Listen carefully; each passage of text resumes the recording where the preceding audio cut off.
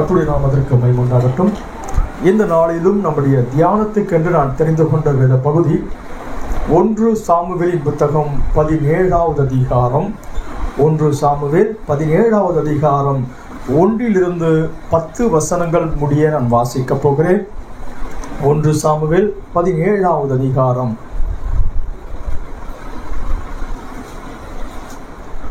பெலிஸ்தியர் யுத்தம் பண்ணுகிறதற்கு தங்கள் சேனையை சேர்த்து யூதேயாவில் உள்ள சோக்கோவிலே ஒருமித்து கூடி சோக்கோவுக்கும் அசேக்காவுக்கும் நடுவே இருக்கிற எபெஸ்தாமிலே பாளையம் இறங்கினார்கள்.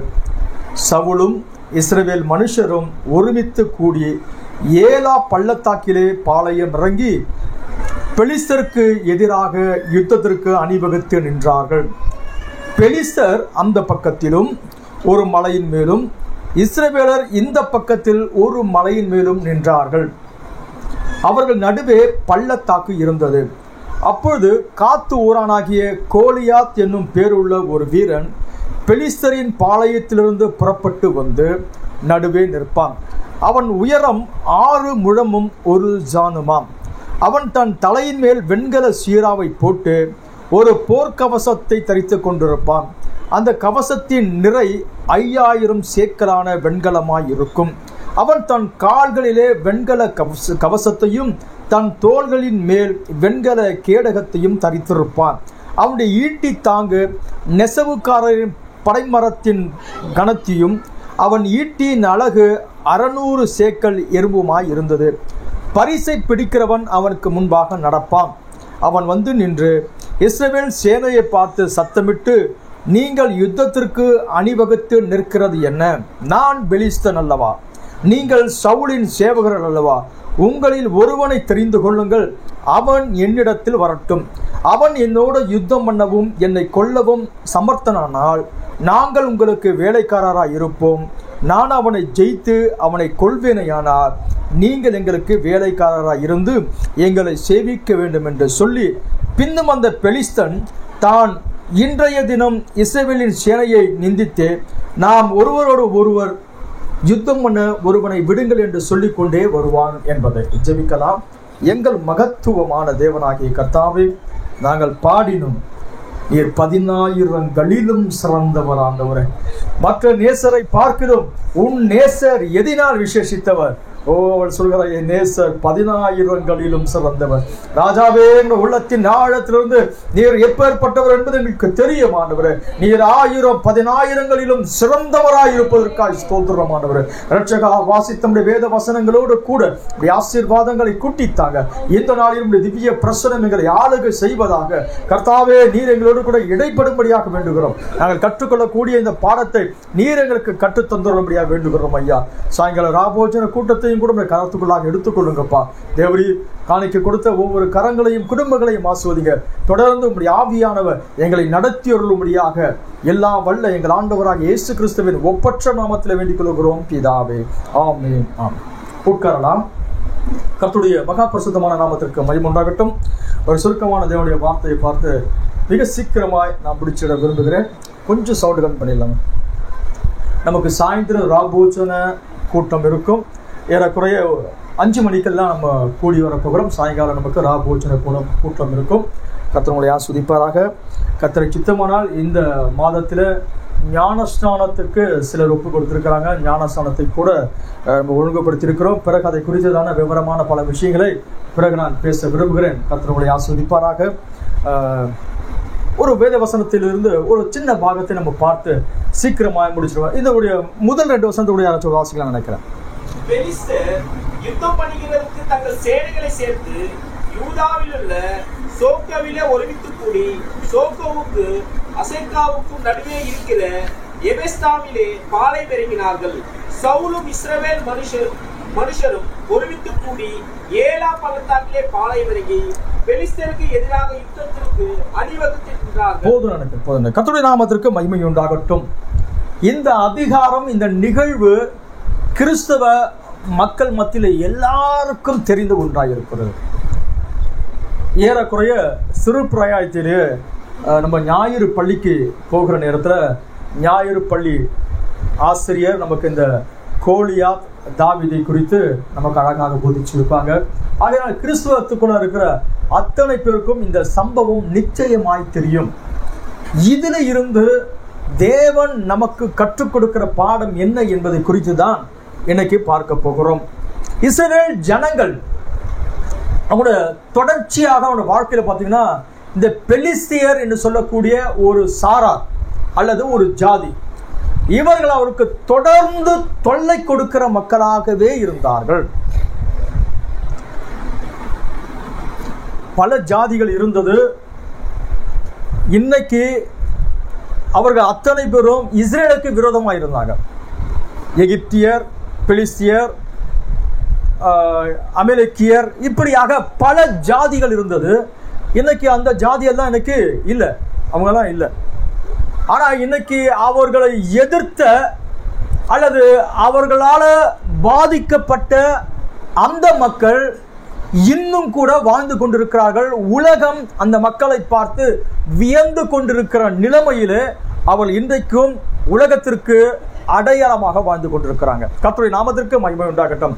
அப்படியே இந்த பெலிஸ்தியர் யார், இங்க என்ன நடந்தது, எதற்காக தேவன் இதையெல்லாம் இந்த வேதாகமத்தில் பதிவு செய்து வைத்திருக்கிறார் என்பதை குறித்து ஒரு சின்ன காரியத்தை நம்ம பார்த்து சீக்கிரமாய் முடிக்க நான் விரும்புகிறேன். என்ற சிந்தனையில பல செய்திகள் இருந்துகிட்டே இருந்துச்சு. பொதுவாக இன்னைக்கு காலையில் வரைக்கும் பார்த்தீங்கன்னா நான் இந்த செய்தி பிரசங்கிக்கணுன்ற எண்ணம் கிடையாது. என்னுடைய இருதயத்தில் வேறு ஒரு செய்திக்கு நேராக நான் ஆயத்தப்பட்டு இன்னைக்கு நான் அதை தான் பிரசங்கிக்கணுன்ற ஒரு முடிவு இருக்கிறது. ஏனோ தெரியல, காலை எனக்கு என்னுடைய ஆவியில இந்த காரியத்துக்கு நேராக நான் வழிநடத்தப்பட்டபடியால் இது நம்முடைய சபைக்கு பிரயோஜனமாக இருக்கும் என்ற நோக்கத்தோடு இதை நான் உங்களோடு கூட பகிர்ந்து கொள்ள விரும்புகிறேன். பெலிஸ்தியர் எப்பொழுதிலிருந்து இஸ்ரவேலருக்கு விரோதமாக இருந்தாங்க அப்படி பார்த்தோம்னா அதை வேதத்தில் அங்கே எங்கேயும் கொஞ்சம் ஆராய்ச்சி பண்ணி பார்க்க போகிறோம். பிறகு அது முடிவை கூட நம்ம தெரிந்து கொள்ள போகிறோம். ஒரு வருஷத்தை கொஞ்சம் நிறைய வசனத்தை நான் சொல்ல போகிறேன். அதை நீங்கள் வேக வேகமாக எடுங்க, சத்தமாய் வாசிங்க, அது நமக்கு ஏற்றதாக இருக்கும். ஆரம்ப காலகட்டத்தில் ஆதியாகமத்தின் புத்தகம் 26வது அதிகாரம் 12வது வசனத்திலிருந்து 15வது வசனம் முடிய வாசிக்கலாமே. ஈசாக்கு அந்த தேசத்தில் விதை விதைத்தான். கர்த்தர் அவனை ஆசீர்வதித்ததினால் அந்த வருஷத்தின் 100 மடங்கு பலன் அடைந்தான். ஈசாக்கு விதை விதைத்தான். கர்த்தர் அந்த வருஷத்திலே அவனுக்கு 100 மடங்கு பலனை தந்தார். இப்ப இவன் யாரு என்று பார்க்கிற நேரத்தில் ஆபிரகாமுடைய வாக்குத்தத்தத்தின் குமாரன். இந்த வாக்குத்தத்தத்தின் குமாரனுக்காக தான் தேவனாகிய கர்த்தர் கல்தேய தேசத்தில் இருந்து பாபிலோனுடைய பட்டணத்தில் இருந்து குழப்பத்தில் வாழ்ந்து கொண்டிருந்த ஆபிரகாமை தேவன் தனியாக அழைத்து அவரை வடிவமைத்த பிறகு ஏறக்குறைய 25 வருஷம் தேவனுடைய வார்த்தைக்கு அவர் காத்திருந்த பிறகு வாக்குத்தத்தத்தின் குமாரனை தேவன் கொடுத்தார். இப்போது இந்த வாக்குத்தத்தத்தின் குமாரனை கர்த்தர் அபரிமிதமாய் ஆசீர்வதிக்க ஆரம்பிச்சிட்டாரு. இப்ப இந்த ஈசாக்கு விதை விதைக்கிறான். கர்த்தர் அவனை 100 மடங்கு ஆசீர்வதித்தார். தொடர்ந்து வாசிக்கலாம்னு நினைக்கிறேன். அவன் ஐஸ்வர்யவானாகி வர வர விருத்தி அடைந்து மகா பெரியவனானான்.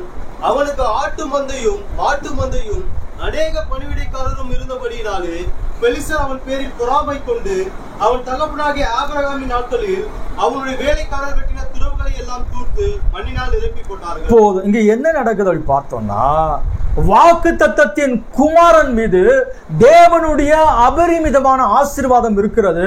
அவன் விதை விதைக்கிறான், 100 மடங்கு பலனை பெற்றுக் கொள்கிறான். அவனுக்கு ஏராளமான ஆட்டு மந்தை மாட்டு மந்தை, இப்படியாக அவன் மிக பெரிய ஐஸ்வர்யவனாகி வர வர விருத்தி அடைந்து கொண்டிருக்கிறதை பெலிஸ்தியர் பார்த்தாங்க. பைபிள் அழகா எழுதி பாருங்க. பெலிஸ்தியர் அதை பார்த்து அவர்கள் பொறாமைப்பட்டு ஆபிரகாமுடைய காலகட்டங்களிலே ஆபிரகாம் வெட்டின துறவுகள் அல்லது கிணறு இருந்து பாருங்க, அந்த கிணறெல்லாம் மண் எடுத்து போட்டு மூடிட்டான். நீ ஆசீர்வாதமா இருக்க கூடாது, நீ எங்களுக்கு முன்னாடி நீ ஆசீர்வாதமா இருக்கிற, நீ வர வர விருத்தடைஞ்சிட்டு இருக்கிற, நீ பெரியவனாயிட்ட, நீ கையிட்டு செய்கிற அத்தனை காரியமும் ஆசீர்வதிக்கப்பட்டு கொண்டிருக்கிறது, நீ பெரியவராகிட்டே இருக்கிற. இப்போ நான் உன்னை எங்க கை வைக்கணுமோ அங்க கை வைப்பேன் என்று சொல்லி ஊற்றுக்களை எல்லாம் துறவையெல்லாம் மூடி போட ஆரம்பிச்சுட்டாங்க. யாரு? பெலிஸ்தியர், பெலிஸ்தியர், பெலிஸ்தியர், பெலிஸ்தியர். தொடர்ந்து ஒரு சில வசனத்தை வாசிக்க போகிறோம்.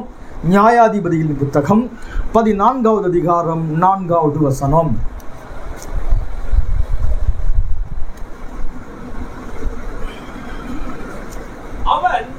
பெலிஸ்தரிடத்தில் குற்றம் பிடிக்க முகாந்திரம் உண்டாகும்படி இது கர்த்தரின் செயல் என்று அவர் தாயும் தகப்பனும் அறியாதிருந்தார்கள். அக்காலத்திலே பெலிஸ்தர் இஸ்ரவேலை ஆண்டார்கள். கவனிங்க, அக்காலத்திலே நியாயாதிபதியின் காலகட்டத்திலே அக்காலத்திலே பெலிஸ்தியர் இஸ்ரவேலை ஆண்டார்கள். வார்த்தை கேட்கறதுக்கு எனக்கு எப்படி இருக்குது யோசிச்சு பாருங்க. இவர்கள் தேவனால் ஆசீர்வதிக்கப்பட்ட ஒரு குடும்பம், ஆசீர்வதிக்கப்பட்ட ஜனங்களா இருந்தாங்க. பிழையாம் பார்த்து சொல்கிறார், இவர்கள் கர்த்தர் நாட்டின சந்தன மரங்கள், ராஜாவின் ஜெய கம்பீரம் அவனுக்குள்ளாக இருக்கிறது. இஸ்ரவேலை ஆசீர்வதிக்கிறவனே ஆசீர்வதிக்கப்பட்டவன். இப்படிப்பட்ட ஆபிரகாமுடைய ஆசீர்வாதத்தை பெற்ற மக்களை யார் இப்பொழுது ஆண்டு கொண்டிருக்கிறார்கள் அப்படி பார்த்தோம்னா பெலிஸ்தியர் அவர்களை ஆண்டு வந்தார்கள். கேட்கறதுக்கு எனக்கு கஷ்டமா இருக்கு. தேவ ஜனத்தை பெலிஸ்தியன் ஆண்டு கொண்டு வர ஆரம்பிச்சுட்டான். வாசிக்கலாம், இன்னும் கூட வசனம் வாசிக்கலாம். 16வது அதிகாரம் 21வது வசனம். பெலிஸ்தர் அவனை பிடித்து அவன் கண்களை பிடுங்கி அவனை காசாவுக்கு கொண்டு போய் அவனுக்கு 2 வெண்கல விலங்குகளை போட்டு சிறைச்சாலையிலே மாவரைத்துக் கொண்டிருக்கிற வைத்தார்கள். போதும். இப்போது பெலிஸ்தியர் ஆண்டு கொண்டிருக்கிற அந்த காலகட்டத்தில் தேவனாகிய கர்த்தர் நியாயாதிபதிகளை எழுப்பி கொண்டு வர ஆரம்பித்தார். சமக்கார் என்ற ஒருவன் எழும்பினான். அவன் ஒரு தாற்றுக்கோளினால் 600 பெலிஸ்தரை கொண்டு போனான். சமக்காருக்கு பிறகு அப்படியாக ஒவ்வொரு நியாயாதிபதிகளை கர்த்தர் காட்சிக்கு கொண்டு வருகிற நேரத்தில் சிம்சோன் என்று சொல்லக்கூடிய, இன்றைக்கும் உலகம் பேசக்கூடிய மகத்தான ஒரு பெரிய வீரன், அவனை பார்த்தால் சுற்று வட்டாரத்தில் அத்தனை பேரும் பயந்து நடுங்கக்கூடிய அளவுக்கு கர்த்தர் அவனை அபிஷேகித்து வைத்திருந்தார். அவன் மிகப்பெரிய பலசாலியாக இருந்தான். அவனை பார்த்தால் பெலிஸ்தரெல்லாம் பார்த்து பயந்து நடுங்கக்கூடிய நிலைமையில் இருந்தான். அவனை பிடிப்பதற்காக என்னவென்னவோ முயற்சி பண்ணுகிற நேரத்தில் அவனை பிடிக்க முடியல. ஒரு முறை ஒரு பட்டணத்துக்கு போகிறான். நம்முடைய எதிராளி நம்ம கையில் அகப்பட்டுக்கிட்டான். அவனை இப்ப பிடிச்சிருவோம் நினைச்சிட்டு பட்டணத்தினுடைய கதவெல்லாம் க்ளோஸ் பண்ணிட்டாங்க, பிடிச்சிடலான்ட்டு. இந்த சிம்சோன் என்ன செஞ்சான் அப்படி பார்த்தோம்னா, நேரா போய் பட்டணத்துடைய கதவை அப்படியே ஒரு ஷேக் பண்ணி தூக்கிட்டு மலை மேல நடக்காரு. கொஞ்சம் யோசிச்சு பாருங்க. பட்டணத்தின் கதவுனா இப்ப நம்ம இங்க இருக்க போறோம், இந்த கதவு வளரக்கூடாது. ஒரு பட்டணம் என்பது அதுல அதை திறக்கிறதுக்கு பல பேர்கள் தேவை. அதாவது ஓபன் பண்றது, நான் சொல்றது பாத்தீங்கன்னா ஓபன் பண்றதுக்கு பல ஆட்கள் வந்துதான் அந்த கதவை திறக்க முடியும். அப்படிப்பட்ட ஒன்று தான் பட்டணத்துடைய கதவாக அமைப்பாங்க. ஆனால் அந்த கதவை மூடிட்டா சிம்சோனை பிடிச்சிடலாம் நினைச்சு பெலிஸ்தர் நினைச்சிருக்கிற நேரத்தில் அந்த கதவை ஷேக் பண்ணி அதை தூக்கிட்டு நேரமாக நடந்துட்டான். அந்த ஜனங்கள் பார்த்தோம், ஏப்பா இவன் இப்படிப்பட்டவனா இருக்கிறானே. ஒரு முறை அவனை சூழ்ந்து கொண்டிருக்கிற நேரத்தில் சிம்சோன் என்ன செய்யணும் ஒன்றும் தெரியல. கையில ஆயுதம் கிடையாது. அங்க ஏராளமான மக்கள் இருக்கிற நேரத்தில் ஒரு கழுதையினுடைய பச்சை தாடை எலும்பை எடுத்து 1000 பேரை கொன்று போட்டான். தீர்க்கதரிசி சொல்றாரு, அவன் கையில வச்சு கழுதையுடைய பச்சை தாடை எலும்பு, அந்த போர்ச்சவர்களும் தலையில போட்டுருக்க அந்த ஹெல்மெட் இருக்கு பாருங்க, தலைச்சீரா, அதெல்லாம் வெண்கலத்தால் ஆன ஒண்ணு. ஒருத்தனை அடிச்சா தாடை எலும்பு உடைஞ்சு போயிடும். ஆனால் தேவன் கூட இருந்தபடினாலே 1000 பேரை அவன் கொன்று குவிக்க முடிந்தது. எல்லாரும் கொண்டு குவிச்ச பிறகு இவருக்கு தண்ணி தாக எடுத்துட்டு, ஆண்டவரே பெரிய ரட்சிப்பை கொடுத்துட்டீங்க, இப்ப தண்ணி தாக நான் சாக போறேன். கர்த்தரை நோக்கி கூப்பிட்டானாம். கர்த்தர் அவனுக்கு ஒரு ஊற்றை உண்டாக்கினார். தண்ணீர் குடிச்சான். எந்த கோரி என்ற பேர் வைத்தான். கூப்பிட்டவனுடைய கிணறு. இப்படி இஸ்ரவேலை 20 வருஷம் நியாயம் விசாரித்துக் கொண்டிருந்த சிம்சோன், எல்லாரும் பார்த்து பயந்து கொண்டிருந்த சிம்சோன், இரட்சகனாய் கர்த்தர் காட்சிக்கு கொண்டு வந்த இந்த சிம்சோனை இப்போது பெலிஸ்தர் என்ன செய்ய ஆரம்பிச்சுட்டாங்க, இவனை பிடிச்சிட்டாங்க. எப்படி பிடிச்சிட்டாங்க? இவனுடைய வீக்னஸ் பாயிண்ட் எங்க இருக்கிறதோ பார்த்தாங்க. இவன் பெரிய வீரன் தான், இரட்சகன் தான். இவனை நேருக்கு நேராக எதிர்க்க முடியாது. இவனிடத்துல நேருக்கு நேராக வந்து யுத்தம் செய்து இவனை ஜெயிக்க முடியாது. அப்படியானா இவனுடைய பலவீனமான பகுதியை நாம் எங்க இருக்குது பார்த்துக்கிட்டே இருந்தாங்க. எல்லா மனுஷனோட ஏதோ ஒரு வீக்னஸ் பாயிண்ட் இருக்கும். அவங்ககிட்ட உள்ள வீக்னஸ் பாயிண்ட்டை பார்த்து என்ன செய்யணும்னு பார்த்தாங்க. அவனுக்கு முன்னாடி பெண்களை காட்டினாங்க. ஓ ஏனோ தெரியல, இஸ்ரவேலிலே எத்தனையோ பெண்கள் இருந்த சமயத்தில் கூட இவன் அந்த பெலிஸ்திய பெண்களிடத்திலே மயங்கி போக ஆரம்பிச்சிட்டான். சாத்தான் இவனை பிடிப்பதற்கு பெண்களை பயன்படுத்த ஆரம்பிச்சிட்டான். இவன் போய் அந்த பெண்ணிடத்துல, பெண்ணுடைய நேசத்துல இவர் சோகமாயிட்டாரு. அவ இவனை மடியில பறக்க வச்சுட்டு இவனுடைய ரகசியத்தெல்லாம் கேட்க ஆரம்பிச்சுட்டா. பல நாட்கள் ஆனது. இவன் அந்த பெண்ணிடத்துல மயங்கி போனபடினால கொஞ்ச காலம் சில விஷயத்தை பொய் சொல்றான். பிறகு இப்படி பல நாட்கள் ஆன பிறகு அவள் தொடர்ந்து இவனை தொல்லைப்படுத்திக்கிட்டே இருக்க ஆரம்பிச்சா. அவள் தொல்லைப்படுத்தின விட அவளை இயக்கி கொண்டிருந்த யார் பார்த்தீங்கன்னா பெலிஸ்தியர். பின்னாடி சொல்றாங்க, நீ அவங்ககிட்ட ஒரு உண்மையை வாங்க. அப்படி இல்லைன்னா உன்னையோ உங்க தகப்பன் விட்டையோ எல்லாவற்றையும் நாங்கள் அழிச்சிடுவோம். இவன் அவளை மடியில படுக்க வச்சுக்கிட்டு அவனை தட்டி கொடுத்து அவனுடைய எல்லா உண்மையை வாங்கி அவன் கடைசியில் சொன்னான், என்னுடைய பலன் எல்லாம் என்னுடைய தலைமுடியில் இருக்கிறது. நான் பிறந்த நாள் முதற்கொண்டு நசரேயனா இருக்கிறேன். என்னுடைய தலைமுடி என்னை விட்டு போகுமையினால் நான் பலவீனப்பட்டு போவேன். மடியில படுக்க வச்சு ஐயாவை தூங்க வச்சு ஆட்களை கூப்பிட்டு மொட்டை அடிக்க வச்சுட்டா. பெலன் போனது. பெலிஸ்தியர் இப்போது அவனை பிடித்து விலங்கு போட்டு கண்ணை குருடாக்கிட்டாங்க. ஐயா அவனை மாவரிக்க வச்சுட்டாங்க. ஐயா இது மட்டும் கிடையாது, அவனை பிடிச்சுக்கிட்டு வந்த பிறகு அந்த ஜனங்க பெரிய சந்தோஷத்துல என்ன சொன்னாங்கன்னா, எங்க கடவுளை என்ன செஞ்சிட்டாரு. எனக்கு அந்த பகுதியை வாசிச்ச உடனே எனக்கு எப்படிலாம் நான் இப்படியா ஜெபிச்சேன், ஆண்டவரே என் வாழ்க்கையில நான் கண்ணை மூடுற வரைக்கும் இந்த உத்தமமான பாதையில விடுவது எனக்கு பலனை தாங்க ஆண்டவரே. நான் எங்கிருந்து புறப்பட்டு வந்தனோ அந்த மக்களோ அந்த காரியமோ என்னை பார்த்து இவனை பிடிச்சிட்டேன் அப்படி சொல்லாதபடிக்கு என கரங்களை இறுக பற்றிக் கொள்ளுங்க. என்ன நடந்தது? சிம்சோன் பிடிக்கப்பட்ட காரியம் ஒரு பெரிய விஷயம் கிடையாது. பெலிஸ்தன் பிடிச்சிட்டானா பரவாயில்ல, ஒன்றும் பெரிய விஷயம் கிடையாது. இங்க என்னன்னா, தேவனுக்கும் பிசாசுக்கும் மத்தியில நடந்த ஒரு மிகப்பெரிய ஒரு காரியத்துல சிம்சோன் தோற்று போன உடனே அந்த பெலிஸ்த ஜனங்க எல்லாரும் பார்த்து அவனுடைய கடவுளை மகிமைப்படுத்துறாங்க. ஓ, எங்க தேவன் என்ன செஞ்சிட்டாரு, சிம்சோன் எங்க கையில ஒப்பு கொடுத்துட்டாரப்பா. அவன் அதற்காக ஃபெஸ்டிவல் விழா கொண்டாட்டம் செய்ய ஆரம்பிச்சுட்டான். அது எப்படி இருக்கும்?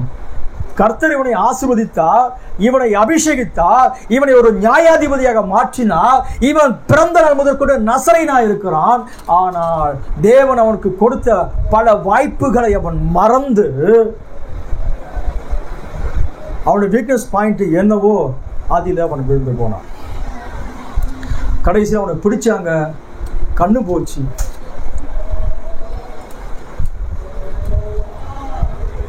கடைசி கட்டத்துல எல்லாருக்கும் முன்னாடி பெலிஸ்தர் முன்னாடி சிம்சோன் வருகிறான் அப்படி சொன்னா போதும், எல்லாரும் ஓடி போய் ஒளிஞ்சிக்கிற மக்கள் அவனை பார்த்து எல்லாரும் கை தட்டி சிரிக்க ஆரம்பிச்சுட்டாங்க. எப்படி அந்த காட்சி இன்னைக்கும் அந்த பகுதியை நான் யோசிச்சு பார்த்தா உள்ளமெல்லாம் வேதனையாக இருக்கும். அவனை பார்த்து பயந்து நடுங்கின கூட்டம் அவனை இப்ப ஒரு காமெடி பீஸ் ஆகிட்டாங்க. அவன் வேடிக்கை காட்டிட்டு இருக்கிறான். முடி முளைச்சிது.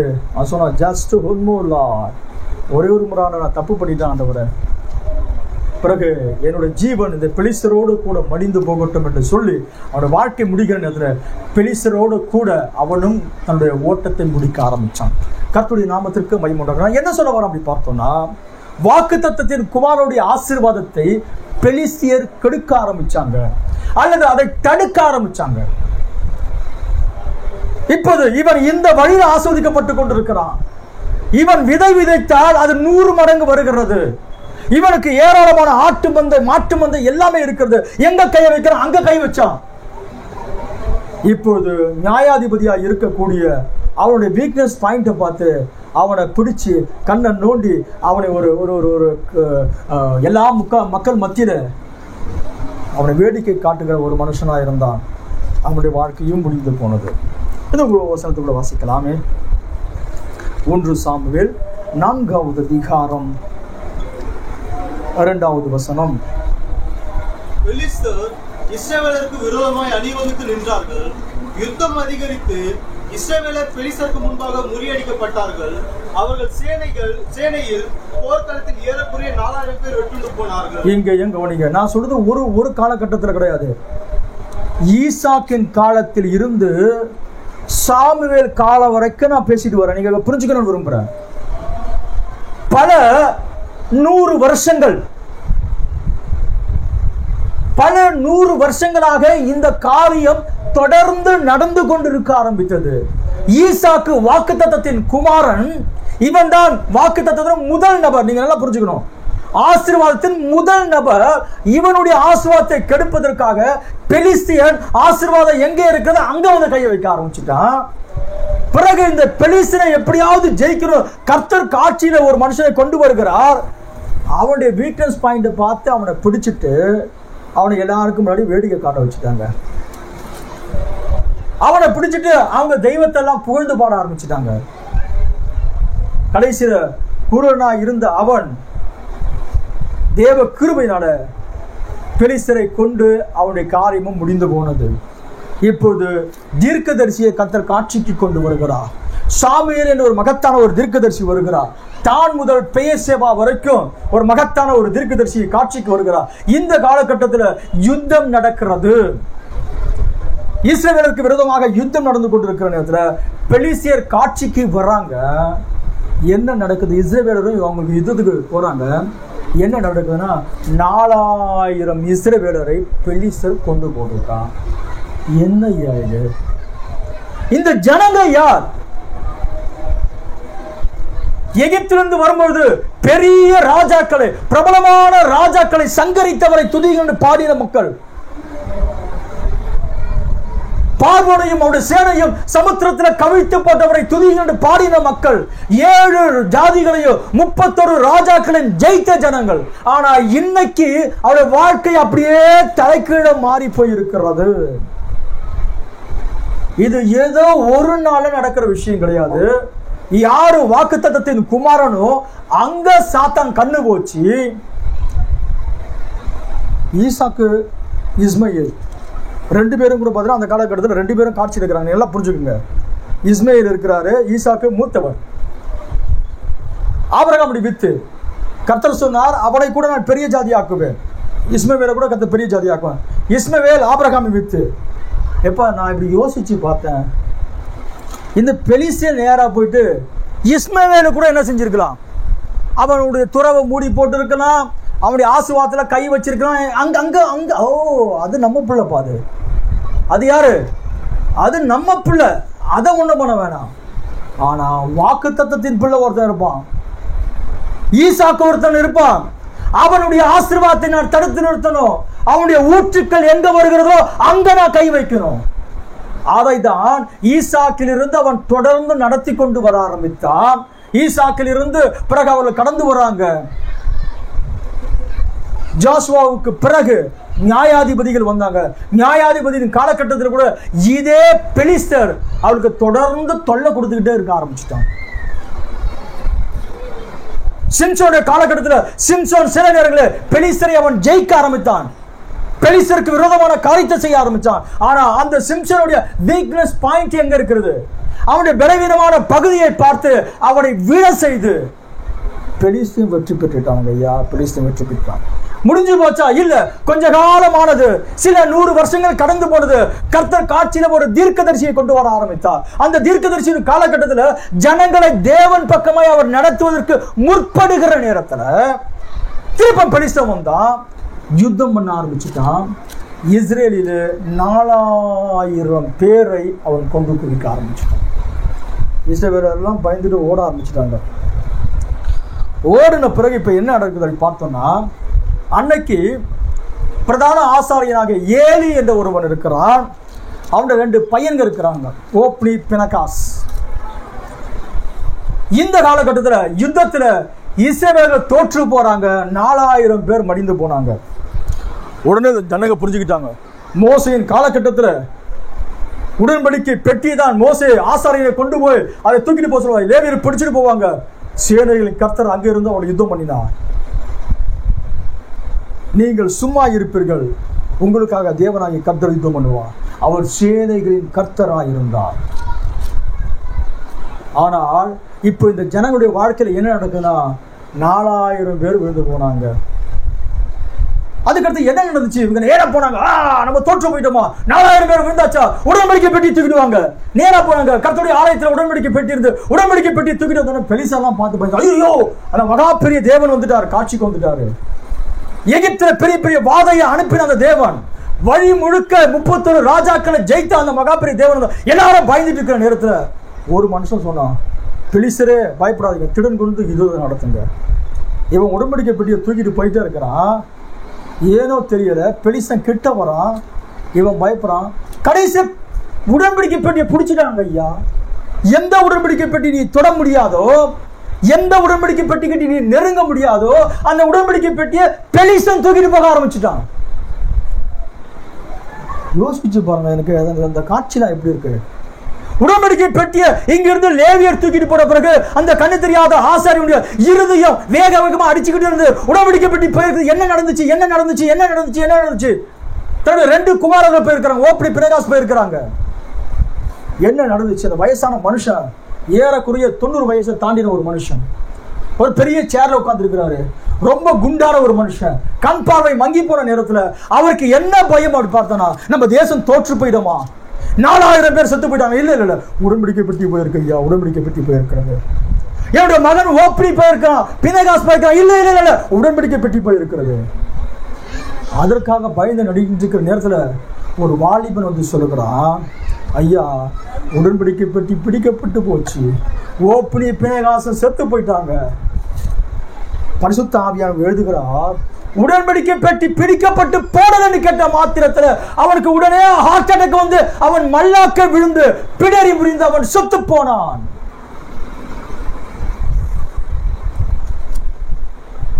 ஒரு மகனுடைய மனைவி நிறை மாத கர்ப்பிணியா இருந்து அவளுக்கு அவ கூட பாத்தீங்கன்னா அந்த உடன்படிக்கை பெட்டி போன உடனே அந்த பெரிய வலி வந்த உடனே அந்த அம்மால என்ன செய்ய முடியாம அப்படியே பிரசவம் நடந்துச்சு. வேதனையில் பிரசவம் நடந்தது. ஜனங்கள் சொல்ல, ஒன்றும் கவலைப்படாத, உனக்கு ஆம்பளை பிள்ளை தான் பிறந்திருக்கிறான்.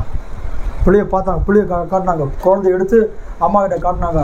அம்மா பார்த்து சந்தோஷமா இருந்துச்சா, சொல்லிச்சு, இக்கப்போ மகிமை இஸ்ரவேலை விட்டு போயிடுச்சு சொல்லி அம்மா போயிட்டாங்க. ஒரே நாளிலே ஒரு ஆசாரியன், தலைமை ஆசாரியனுடைய 2 மகன்கள், ஆசாரியனுடைய மனைவி போயிட்டார்.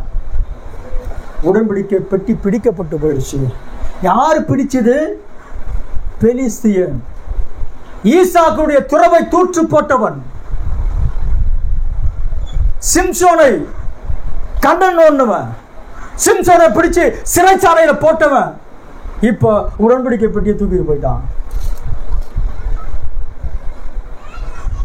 உடன்படிக்கை பெட்டியை தொட முடியுமா? தேவன் அனுமதிச்சார். இவன் என்ன நினைச்சானா, உடன்படிக்கை பெட்டியை தூக்கிட்டு போயிட்டா அந்த தேவன் ஒண்ணும் இல்லை அப்படி நினைச்சான். தூக்கிட்டு போய் அவனோட கோயில வச்சான், தாகன் கோயில வச்சான். கர்த்தர்லாம் காட்சிக்கு போக மாட்டேன், சும்மா ஒரு கர்த்தருடைய தூதன் போய் அங்க அந்த சிலையா டப்புன்னு தலையில தட்டினான். தாகனுடைய சிலை கீழே விழுந்து போய் இருக்கிறது. காலை வந்து கோயிலை திறந்து பாக்குறாங்க, தாகன் கீழே விழுந்து இருக்குது. சரி, ஏதோ தற்செயலா நடந்திருக்குப்பா, திரும்ப சிலையை எடுத்து வைக்கிறாங்க. அடுத்த நாள் கோயிலை திறந்து பாக்குறாங்க, தாகன் கீழே விழுந்து தன்னுடைய கையெல்லாம் வாசப்படியில் உடைஞ்சு போயிருக்குது. இஸ்ரவேலின் தேவனே தேவன், அவர் தேவர்களிலே மகத்துவமானவர், அவருக்கு நிகராக யாரும் வர முடியாது என்று நீ புரிந்து கொள்வதற்காக தான் தேவன் இந்த காரியத்தை செய்தார். அப்படின்னா இதெல்லாம் ஏன் நடந்துச்சு? ஆசீர்வாதத்துல கையை வச்சான், சிம்சனுடைய வீக்னஸ் பாயிண்ட பார்த்தான். ஏலியன் காலகட்டத்தில் 4000 பேரை கொண்டு குவிச்சாங்க. உடன்படிக்கை பெட்டியும் தூக்கிட்டு போயிட்டாங்க. ஆனா உடன்படிக்கை பெட்டி தூக்கிட்டு போன பிறகு அவன் சந்தோஷமா இருந்தான். ஐயா, அந்த உடன்படிக்கை பெட்டி எங்களை விட்டு போனா போதும், அந்த பரிசுத்தமான தேவனுக்கு முன்பாக நாங்க நிற்க முடியாது. ஏன் தேவன் இதெல்லாம் பண்ணார்னா, இந்த ஜனங்க தேவனுடைய மகத்துவங்களை புரிந்து கொள்ள முடியாமல் போனபடினால, தேவனை குறித்ததான அந்த சரியான அறிவு அவனுக்கு இல்லாத அப்படினால, இவங்க தேவனை விட்டு தூரம் போனபடியால தேவன் அவர்களை விட்டு தூரம் போயிட்டார். நீங்கள் கர்த்தரோடு இருந்தால், வசனம் சொல்லுங்க, அவர் உங்களோடு இருப்பார். நீங்கள் அவரை விட்டு விட்டால் அவர் உங்களை விட்டு விடுவார். தேவன் ஈஸியா சீக்கிரத்தை கைவிட்டுவார விட மாட்டாருங்க ஐயா. நான் விட்டுட்டு தேவனை விட்டுட்டா கூட பல நேரங்களில் அவர் என்கிட்ட வந்து வந்து வந்து என் கையை பிடிக்கிறதுக்கு பிரயாசப்படுவார். இயேசுவை போல மகத்துவமானவர் யார் வர முடியும்? அவருக்கு நிகராக வேறு யார் வர முடியாது. நான் அவரை மறந்து போன பிறகு அவர் திரும்ப திரும்ப என்னை சுத்தி சுத்தி சுத்தி வந்துட்டு போவாரு. ஒரு காலகட்டங்கள் இருக்கும், அந்த காலகட்டத்துக்கு மிஞ்சி நான் அவரை தள்ளி விடுவேன். ஏன்னா திரும்ப நான் அவரை கூப்பிட்டாலும் கூட அவர் வர முடியாது. தீர்க்கதரிசி சொல்றார், கவனிக்க, அவர் உங்கள் வாசல் கதவை தட்டி கொண்டிருக்கிறார், அவர் தொடர்ந்து தட்டி கொண்டிருப்பார் என்று நினையாதிருங்கள். சொல்றார், கவனிக்க, அவர் உங்கள் வாசப்படியை தட்டி கொண்டிருக்கிறார், அவர் தொடர்ந்து தட்டி கொண்டிருப்பார் என்று நினையாதீங்கள். அவர் போதும் போதும் போதும் என்ற நிலையை தட்டி விட்டார், நீ திறக்கிற அவர் இருக்க மாட்டார். சூனமத்தி அப்படிதான் வீட்டுக்குள்ளாக இருந்து கதவை சாத்திட்டார். அவர் கதவை தட்டிக்கிட்டே இருந்தார். என் பிரியமே, என் ரூபவதியே, என் புறாவே, என் சகோதரியே, கதவை திற, என் தலை பனியினாலும் நனைந்திருக்கிறது, என் தலைமயிர் இரவில் போய் என் தூரையினால் நனைந்திருக்கிறது, என் புறாவே கதவை திற. அவள் சொன்னா, என் வஸ்திரத்தை நான் கழட்டி போட்டுட்டேன், என் செருப்பு கூட கழட்டி, நான் எப்படி போய் கதவை திறப்பேன்? கொஞ்ச நேரம் ஆச்சு, கதவை திறக்க போனா நேசரோ இல்லை, போய்விட்டார். நேசரோ இல்லை, அவர் போய்விட்டார். ஜனங்க தேவனுடைய மகத்துவத்தை புரிந்து கொள்ளாத பட்சத்தில் தேவன் அவர்களை விட்டுவிட ஆரம்பித்தபடியினாலே எந்த ஜனங்களை பார்த்து எல்லாரும் பயந்து நடுங்கணுமோ அந்த ஜனங்க அவர்களை பார்த்து பயந்து நடுங்கக்கூடிய அளவுக்கு காட்சி மாறி போச்சு ஐயா, காட்சி மாறி போச்சு. தீர்க்கதரிசியின் காலகட்டத்தில் 4000 பேரை கொண்டு குடிச்சாங்க, பெட்டி பிடிக்கப்பட்டு போயிடுச்சு. அந்த பெட்டியை திரும்ப அவங்க பூசாரியெல்லாம் வச்சு, இதப்பா இதை எப்படியாச்சும் அனுப்பிவிடுங்க அப்படி சொல்லி அனுப்புகிற நிலைக்கு நேராய் வந்தது. இப்படி தொடர்ந்து ஈசாக்கில் இருந்து சாமுவேல் வரைக்கும் நடந்தது. சவுலுடைய காலகட்டத்தில் வரைக்கும் பெலிஸ்தரோட யுத்தம் நடந்தது. சவுலுடைய காலகட்டங்கள் நெருங்கி அவருடைய காலம் முடிவடைகிற ஒரு காலகட்டத்துக்கு நேராக அவர் வர ஆரம்பித்தார். இப்பொழுது திரும்ப அதே பெலிஸ்தன் வந்துட்டான். யாரு? ஈசாக்குடைய ஆசீர்வாதத்தை தடுத்து நிறுத்தினா பாருங்க. சிம்சோனுடைய கண்ணை நோண்டியான அவன், 4000 பேரை கொண்டு போட்டவன், உடன்படிக்கை பெட்டி தூக்கிட்டு போனவன், இப்ப சவுலுடைய காலகட்டத்தில் திரும்ப வந்து வாசிக்கிறான். இப்ப முதல் வசனத்தை வாசிக்கிறாங்க, 17ஆம் அதிகாரம் முதல் வசனம்.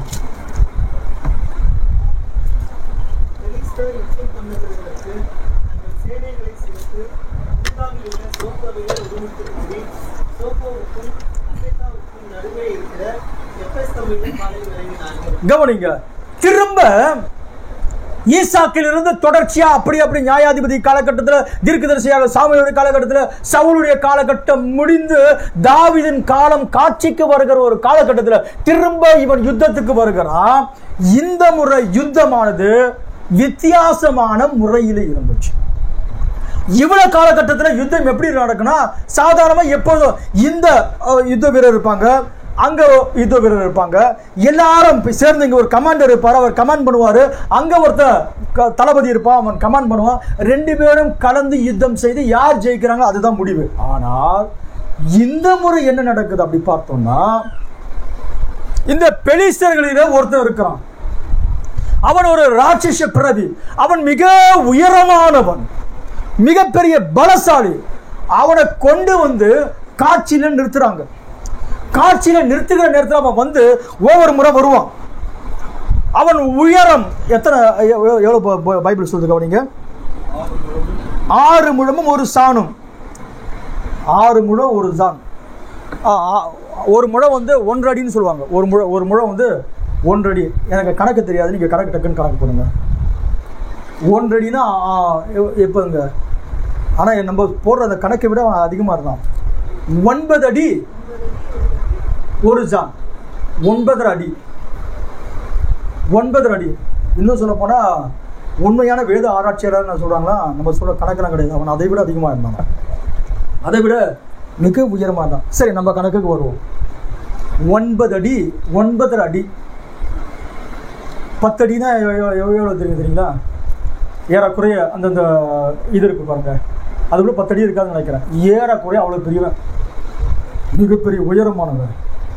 அவன் இங்கே ஆர்ம்ஸுக்கெல்லாம் வந்து வெண்கல ஷீல்டு இருக்கும். மார்புக்கு ஷீல்டு, காலுக்கு எல்லாத்தையும் போட்டுட்டு வருவான். இந்த முறை யுத்தத்தில் இவங்க கொஞ்சம் வித்தியாசமாக யுத்தம் செய்ய ஆரம்பிச்சாங்க. பெலிஸ்தன் பார்த்தா எப்போ பார்த்தா நம்ம என்ன செய்கிறோம், எல்லாரும் சேர்ந்து யுத்தம் பண்ணுவோம். அதெல்லாம் வேணாம், ஒரே ஒருத்தன் யுத்தம் பண்ணுவோம். நல்லா இருந்துச்சு. காட்சிக்கு வந்தான்.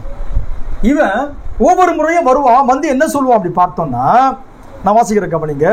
அப்போது காத்தூரானாகிய கோலியாத் என்னும் பேருள்ள ஒரு வீரன் பெலிஸ்தியன் பாளையத்திலிருந்து புறப்பட்டு வந்து நடுவே நிற்பான். அவன் உயரம் 6 முழமும் 1 ஜானுமாம். அவன் தலையின் மேல் வெண்கல தலைச்சீராவை போட்டு ஒரு போர்க்கவசம் தரித்துக் கொண்டிருப்பான். அந்த கவசத்தின் நிறை 5000 சேக்கலான வெண்கலமாயிருக்கும். அவன் தன் கால்களிலே வெண்கல கவசத்தையும் தன் தோள்களின் மேல் வெண்கல கேடகத்தையும் தரித்திருப்பான். அவனுடைய ஈட்டி தாங்கு நெசவுக்காரன் பனைமரத்தின் கணத்தியும் அவன் ஈட்டியின் அழகு 600 சேக்கல் இரும்புமாய் இருந்தது. பரிசை பிடிக்கிறவன் அவனுக்கு முன்பாக நடப்பான். அவன் வந்து நின்று இஸ்ரவேலின் சேனையை பார்த்து சத்தமிட்டு, யுத்தத்திற்கு அணிவகுத்து நிற்கிறது என்ன? நான் கவனிங்க, அவன் சொல்றத கவனிங்க. நான் இப்பதான் முக்கியமாக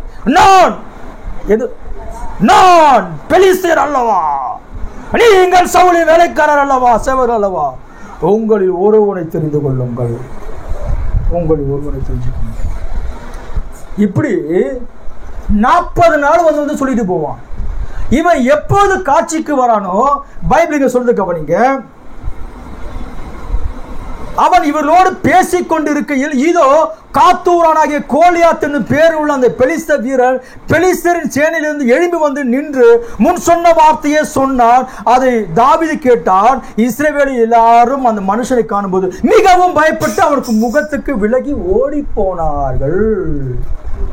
ஐயா, யுத்தம் பண்ணல, சண்டை எப்படி நடக்குது தெரியுங்களா? அங்க ஒரு மலை, இந்த பக்கம் ஒரு மலை. நீங்க காட்சியை புரிஞ்சுக்கோங்க. பெலிஸ்தியர் ஒரு மலைக்கு அந்த பக்கத்தில் இருக்கிறாங்க, இஸ்ரவேலர் மலைக்கு இந்த பக்கத்தில் இருக்கிறாங்க. நடுவில் பள்ளத்தாக்கு. சண்டை அங்கதான் நடக்கணும். இப்ப இவன் பெரிய ஹீரோவா இருக்கிறதுனால ஒன்றும் பேச்சுனா இல்லை. அங்க இருந்து அவன் சிங்கம் கர்ஜிக்கிறது போல அப்படியே நடந்து வருவான். இதுக்கு முன்னாடி ஒருத்தன் பரிசை பிடிச்சிட்டு வருவான். எப்ப இவனுக்கு பரிசையும் கிடையாது. நம்ம ஊர்ல ஒருத்தர் அத ரெஸ்லிங் WWF, அதில் நம்ம ஊரில் ஒருத்தர் இருக்கிறான். உங்களுக்கு யாராச்சும் தெரியுங்களா? உங்களுக்கு எங்கே தெரிய போகுது? உங்களுக்கு அதெல்லாம் தெரியாது. நம்ம இந்திய எவ்வளோ உயரம் இருப்பாங்க? 7 அடி. அவன் வரும்போது அப்படி வருவான். வந்தா எப்பா அவன் முகத்தை பார்த்தாலும் இங்கே மூஞ்சல் அப்படி வேர்த்து போயிடும். அவன் வந்து சண்டை கண்டெல்லாம் போட மாட்டான். வந்தா தலைதான் ஒரு அடி, அவ்வளோதான். சண்டை போட்டு அடிச்சுக்கிட்டுலாம் இருக்க மாட்டான். வந்தா தலையில ஒரு அடி. ரெஸ்லிங் பண்றவங்க என்ன போல ஆளு கிடையாது. நீங்க நல்லா புரிஞ்சுக்கோங்க. அந்த யுத்தம் பண்ணுகிற என்ன போல கோடி குஞ்சு கிடையாது. அவர்களும் யுத்தத்தில முறைப்படி பழகினவன். அவனை யுத்தம் செய்யக்கூடியவன், அவனை பலசாலி. அந்த பலசாலி கிட்ட இவன் வந்து வருவார். ஐயா நடந்து வருவாரு. அப்படி கத்துவாங்க. அந்த பேரை காட்டவன எல்லாரும் இங்க கை காலெல்லாம் நடுங்கி போயிடும். நடுங்கி போன பிறகு அவன் வந்தான கிட்ட மாற்றுங்கிற தலையில ஒரு அடி அடிப்பான். அவ்வளவுதான், பிளாட்.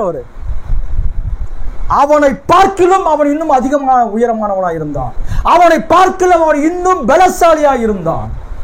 அதனால ஐயா அங்கிருந்து இறங்கி வர நேரத்துல பைபிள் சொல்றது, நீங்க காட்சி புரிஞ்சுக்குங்க. அங்க மலையிலிருந்து அவன் இறங்கி வரான். இங்க இருக்கிறாங்க.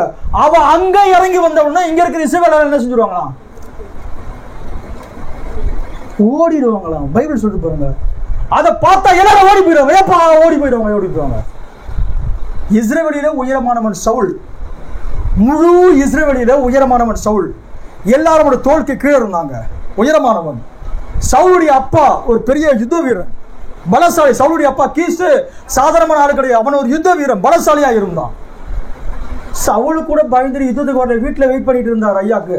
நான் இப்படியா நினைக்கிறேன், சவுலுக்கு குளிர் ஜுரம் வந்துட்டு இருக்கும். எப்பா அவங்ககிட்ட போனா என்ன செய்ய போறான்னு தெரியல. ஐயாக்கு குளிர் ஜுரம் வந்துட்டு இருக்கும். எல்லாரும் வந்துப்பா இங்க சும்மா ஒரு ஃபார்மாலிட்டி இங்க எல்லாரும் அணிவகுத்து இருக்கிறாங்க. அவன் வருவான், ஒவ்வொரு நாளும் வருவான், வந்துட்டு கர்ஜித்து சொல்லிட்டு போவான். இது மட்டும் கிடையாது, கர்த்தருடைய நாமத்தை அவன் தூஷிக்க ஆரம்பித்தான். இப்படி தொடர்ந்து நடந்து கொண்டு இருக்கிறது. எப்பொழுது புரிஞ்சுக்கங்க, திரும்ப ஒரு முறை சொல்றேன். வாக்குத்தத்தத்தின் குமாரா இருக்கக்கூடிய ஈசாக்குடைய ஆசீர்வாதத்தை கெடுத்தவர்கள், நியாயாதிபதியின் காலகட்டத்தில் தேவன் அபிஷேகம் பண்ணி உயர்த்தி வைத்திருந்த சிம்சனுடைய அவனுடைய பலவீன பகுதி தெரிந்து கொண்டு அவருடைய கண்ணையெல்லாம் கூடாக்கி போட்டவர்கள், உடன்படிக்கை பெட்டியை தூக்கிட்டு போனவங்க, சவுளுடைய காலத்தை திரும்ப வராங்க. சவுல் ஒன்றும் செய்ய முடியல. இப்ப யுத்தம் ரொம்ப மும்முரமானபடினால சோல்ஜர்ஸ் கம்மியா இருந்தாங்கன்னா இப்ப என்ன செய்வாங்க அப்படி பார்த்தோன்னா, வீட்டில் இருக்கிறவங்க ஆம்பளை பசங்களை கூப்பிட்டாங்க. அப்ப அன்னைக்கு உள்ள அந்த இஸ்ரேலில பெத்லகேமில பார்த்தீங்கன்னா ஈசா என்ற ஒரு வயதான ஒரு மனுஷன் இருந்தார். அந்த ஈசாய் மேல எல்லாருக்கும் பெரிய மதிப்பு இருந்தது. பைபிள் சொல்றது அவன் எல்லாருக்கும் முன்பாக பெரியவனாக இருந்தான். பைபிள் பரிசுத்த ஆவியானவர் பைபிளை எப்படி எழுதுறாரு பாருங்க ஐயா. அவன் எல்லாருக்கும் முன்னாடி பெரியவனா இருந்தான். அவன் மதிப்பு மிக்கவனா இருந்தான். காரணம், அவன் போவாசின் குடும்பத்திலிருந்து வந்தவன். பெரிய பணக்கார குடும்பம். இவர் இப்போ வயசாகி போச்சு, பெரிய மனுஷன். இப்போ இவங்க பையன்க தான், பெரிய பசங்க தான் சண்டைக்கு போயிட்டாங்க. அங்கே தொடர்ந்து நடந்துக்கிட்டே இருக்குது. இன்னும் யுத்தம் நடக்கலை. அவன் சொல்கிறான், சும்மா சண்டைலாம் போடாதீங்க, நீங்கள் அடிப்பீங்க நாங்கள் அடிப்பேன், இந்த கதைலாம் வேணாம். ஒரே ஒருத்தன், நான் ஒருத்தன், உங்களில் யாராவது ஒருத்தன். அதனால யாரும் தைரியம் இல்லை, தொடர்ந்து இருந்துகிட்டே இருக்கிறாங்க. இப்போ ஈசா என்ன செய்யறாரு, கடைசி மகனா இருக்கக்கூடிய தாவீது ஆடு மேய்ச்சிட்டு இருக்கிறார். தாவீது ஆளை விட்டு கூப்பிட்டாரு. அந்த தாவீது எங்கதான் இருக்கிறான் பாரு, கூப்பிடுப்பா. யாரை போய் கூப்பிட்டாங்க, உங்க அப்பா கூப்பிடுறாரு. ஆடு எல்லாம் அதை பாதுகாக்கிற ஒரு மனுஷங்கிட்ட ஒப்படைச்சிட்டு அப்பா கிட்ட வந்து கேட்குறாரு, நானா ஏன் நானா அண்ணன்களாம் அங்கே இருக்கிறாங்க, இந்த கொஞ்சம் வறுத்த பயிர் இருக்குது, பால் கட்டி இருக்குது, இதெல்லாம் எடுத்துன்னு போயிட்டு உங்க அண்ணன்கிட்ட கொடுத்துட்டு கொடுத்த மனுஷங்கிட்ட ஒரு அடையாளத்தை வாங்கிக்கிட்டு அவங்க எப்படி இருக்கிறாங்க நலனை விசாரிச்சுக்கிட்டு வா. சின்ன பையன். ஆராய்ச்சியாளர் சொல்றாங்க தாவீதுக்கு அப்போது 17 வயதான். நீங்க புரிஞ்சுக்கணும் விரும்புறேன். ஏதோ தெரியல, தேவன் பல நேரங்களிலே தேவன் ஒரு மனுஷனை அப்படியே அழைத்து அவனை வடிவமைக்கிற காலகட்டத்தில் பார்த்தா 17 வயசு. யோசேப்பு 17 வயதிலே தான் அங்க தேடிட்டு போறாரு. ஆகையினால இந்த 17 வயசுக்கு நான் சமீபத்தில் எங்கேயோ ஒரு இடத்துல பேசியிருந்தேன். 17 வயசை குறித்து பேசிட்டு இருந்தேன். நல்லது. ஆக இப்போ ஒரு 17 வயசு அப்பா கூப்பிட்டு சொல்றாரு, நீ போய் பார்த்துட்டு உங்க அண்ணனுக்கு இதெல்லாம் கொடுத்து இந்த வறுத்த பயிர், இந்த பாலாடை கட்டி இதெல்லாம் கொடுத்துட்டு அவங்க எப்படி இருக்கிறாங்க கேட்டுட்டு இதை கொடுத்த பிறகு நீ என்ன செய்ய, அடையாளத்தை வாங்கிட்டு வா. இவரும் தூக்கிட்டு போனார். நேராக அந்த பள்ளத்தாக்கு கிட்ட போனார். போன பிறகு ஒருத்தன் கிட்ட இந்த சரக்கெல்லாம் இறக்கி வச்சுட்டு எங்கள் அண்ணன் அங்கே இருக்கிறாங்க, அங்கே எங்கே போய் பார்த்தாங்கன்னா போய் பார்த்த பிறகு சொன்னாங்க அவங்க அண்ணன் அங்கே இருக்கிறாரு. ஒருத்தங்கிட்ட போய் இதெல்லாம் கொடுத்த பிறகு பாளையத்துக்குள்ள போறாரு. பாளையத்துக்குள்ள போற நேரத்தில் அங்க ஒருத்தர் திரும்ப கத்திட்டு போறான். கத்திட்டு வந்த பிறகு இங்க இருக்கிற இஸ்ரவேலெல்லாம் பின்னாடி ஓடுறாங்க. தாவீதுக்கு ஒன்னும் புரியல, என்னப்பா அங்க ஒருத்தன் பார்த்தா மாமிச மலமும் உயரமா யாரோ ஒருத்தர் ஓடி வரான், இங்க இருக்கிற பின்னாடி ஓடிட்டு இருக்கிறான். என்ன நடந்துச்சு சின்ன பையன் போய் கேட்கிறான், உனக்கு தெரியாதா இது ஒரு கிராம் பாரு, அவனுக்கு பெலிஸ்தன் இப்ப கிடையாது, அவன் தொடர்ந்து இதான் பண்ணிட்டு இருக்கிறான். அவனை ஜெயிக்கணும். அவனை ஜெயிச்சுட்டா ராஜா அவங்க பொண்ணு என்ன செஞ்சிருவாரு, அவனுக்கு கல்யாணம் பண்ணி கொடுத்துருவாரு. பிறகு அவனுக்கு சர்வ மானியம் கொடுத்துருவார். இனிமேல் அவங்ககிட்ட எந்த வரியில வாங்க மாட்டார். ராஜா என்ன செய்ய மாட்டாரு, வரியில வாங்க மாட்டாரு. எல்லா வரியும் அவனுக்கு தள்ளுபடி, சர்வ மானியம் கொடுத்துருவாரு. அந்த குடும்பத்தை உயர்த்தி வச்சிருவாரு. அப்படியா கேட்டுட்டு இருந்தா ஒரு 17 வயசு பையன் கேட்டுட்டு இருந்தான். கேட்டுட்டு இருக்கிற நேரத்தில் அவன் வந்து திரும்ப அதே மாதிரி பேசுற நேரத்துல கர்த்தருடைய நாமத்தை தூஷிக்கிறான். கர்த்தருடைய நாமத்தை தூஷிச்ச உடனே தாவீதுக்குள்ள அவர் இருக்கிறாரு. தாவீது பொங்கி எழ ஆரம்பிச்சுட்டாரு. கர்த்தருடைய நாமத்தை தூஷிக்கிறானா இவன். திரும்ப போனாரு, போய் கேட்கிறாரு என்ன நடந்துச்சுன்னா, என்ன நடக்க போகுது, என்ன செய்யணும். அவனை ஜெயிச்சுட்டா ராஜா தன்னுடைய மகளை கல்யாணம் பண்ணி கொடுத்துருவாரு, சர்வ மானியம் கொடுத்துருவாரு. அதுக்குள்ள அவங்க பெரிய அண்ணன் வந்துட்டு அவர் சொன்னார், நீ எவ்வளவு நேரம் பேசிட்டு இருப்ப, உன்னுடைய அகங்காரம் என்ன, அந்த கொஞ்சம் ஆடு அதை விட்டுட்டு வந்துட்டியா, போடா வீட்டுக்கு போடா அப்படின்னாரு. தாவீது சொன்னா, என்ன பண்ண, விசாரிச்சு தானே இருக்கிறேன் அப்படின்னு சொன்ன பிறகு அவங்க அண்ணன் திட்டி அனுப்புற பிறகு இப்போ தாவீது சொல்றாரு, நான் போய் அவங்ககிட்ட போய் சண்டை போடுறேன். எல்லாரும் பார்த்தா ராஜாவே வீட்டில் உட்காந்துட்டு ராஜாவுக்கு குளிர் ஜோரம் வந்துட்டு இருக்குதுப்பா, இஸ்ரவேலில் உயரமானவர்.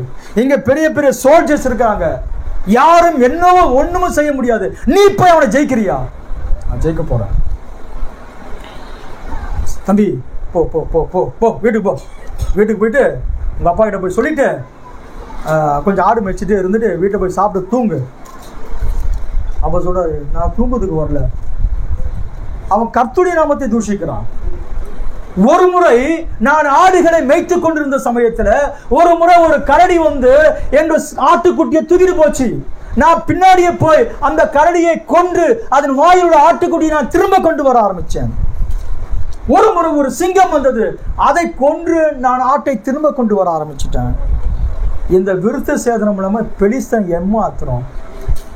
எப்பா வீரவசனம் சொல்றதெல்லாம் பரவாயில்ல, அவன உருவத்தை பாருங்க ஐயா. தாவீது நான் நினைக்கிறேன் அவனுடைய இடுப்பளவு இருந்திருப்பாருன்னு நினைக்கிறேன். தாவீது எப்படி இருந்திருப்பாரு? அவனுடைய இடுப்பளவு தான் இருந்திருப்பார். சின்ன பையன், சண்டை போட தெரியாது. அவன் அழகிய மேனியும் சிவந்த மேனியும் அழகிய கண்கள் உடையவராய் இருந்தார். சண்டை போறன்ட்டு கடைசி இந்த பையன் ரொம்ப பிரச்சனை பண்ணிக்கிட்டே இருக்கிறான. வேற வழி கிடையாது, கூப்பிடுவாங்க ராஜா கிட்ட. ராஜா சொல்ற, தம்பி யாரு பிள்ளை? ஈசாயோட பிள்ளை. சரி சரி சரி வீட்டுக்கு போ வீட்டுக்கு போ வீட்டுக்கு. ஐயா ஒரு முறை நான் ஒரு சிங்கத்தை கொண்டு போட்டுக்கிறேன், ஒரு முறை ஒரு கரடியை கொண்டு போடுறேன், இந்த பெலிஸ்தன் மாத்திரம். ராஜா பார்த்து அந்த பையன் நான் இவ்வளோ தைரியமா பேசுறானே, எனக்கு குளிர் ஜுரம்பா, நீ போய் சண்டை போட போறியா? நான் சண்டை போடுறேன். ராஜா தன்னுடைய வஸ்திரத்தெல்லாம் அவனுக்கு உடுத்தினாரு. அவனுக்கு ஒரு கேடகம், ஒரு மார்க்கவசம் எல்லாத்தையும் போட்டு, எல்லா ட்ரெஸ் எல்லாம் போட்டு, கையில் ஒரு கத்தி கேடகத்தை கொடுத்து நடந்து பார்த்தா பேண்டை பிடிச்சிட்டு போறான். நடக்க தெரியல. சொன்னான், இது எனக்கு பழக்கம் இல்லை, இது எனக்கு அப்பியாசம் இல்லை. அப்ப என்ன பண்ண போற? என்ன பண்ண போற? பிறகு சொல்ல போறேன். கவனிங்க, இந்த பைபிள் பரிசுத்த ஆவியினாலே எழுதப்பட்டு இருக்கிறது. இந்த கோலியாத் யாரு? பெலிஸ்தியன். சரிங்களா? தொடர்ந்து ஒரு சில வசனத்தை வாசிக்கலாம். 17ஆம் அதிகாரம் 10வது வசனம், 11வது வசனம், ஒரு வசனம். இன்னும் அந்த பெலிஸ்தன், நான் இன்றைய தினம் இஸ்ரவேலனுடைய சேனைகளை நிந்தித்தேன், நாம் ஒருவரோடு ஒருவர் யுத்தம் பண்ண ஒருவனை விடுங்கள் என்று சொல்லிக் கொண்டு வருவான். இல்ல போதும் முழுசா வாசிக்கலாம், எனக்கு தேவை அந்த பெலிஸ்தன் வார்த்தை. 11வது வசனம். சவுலும் இஸ்ரவேலர் அனைவரும் அந்த பெலிஸ்தனுடைய வார்த்தைகளை கேட்டு கலங்கி மிகவும் பயப்பட்டார்கள். அந்த பெலிஸ்தனுடைய வார்த்தை கேட்டு கலங்கி பயப்பட்டார்கள். 16வது வசனம். அந்த பெலிஸ்தன் காலையிலும் மாலையிலும் 40 நாள் வந்து வந்து நிற்பார். அந்த பெலிஸ்தியன் 41வது வசனம், 42, 43.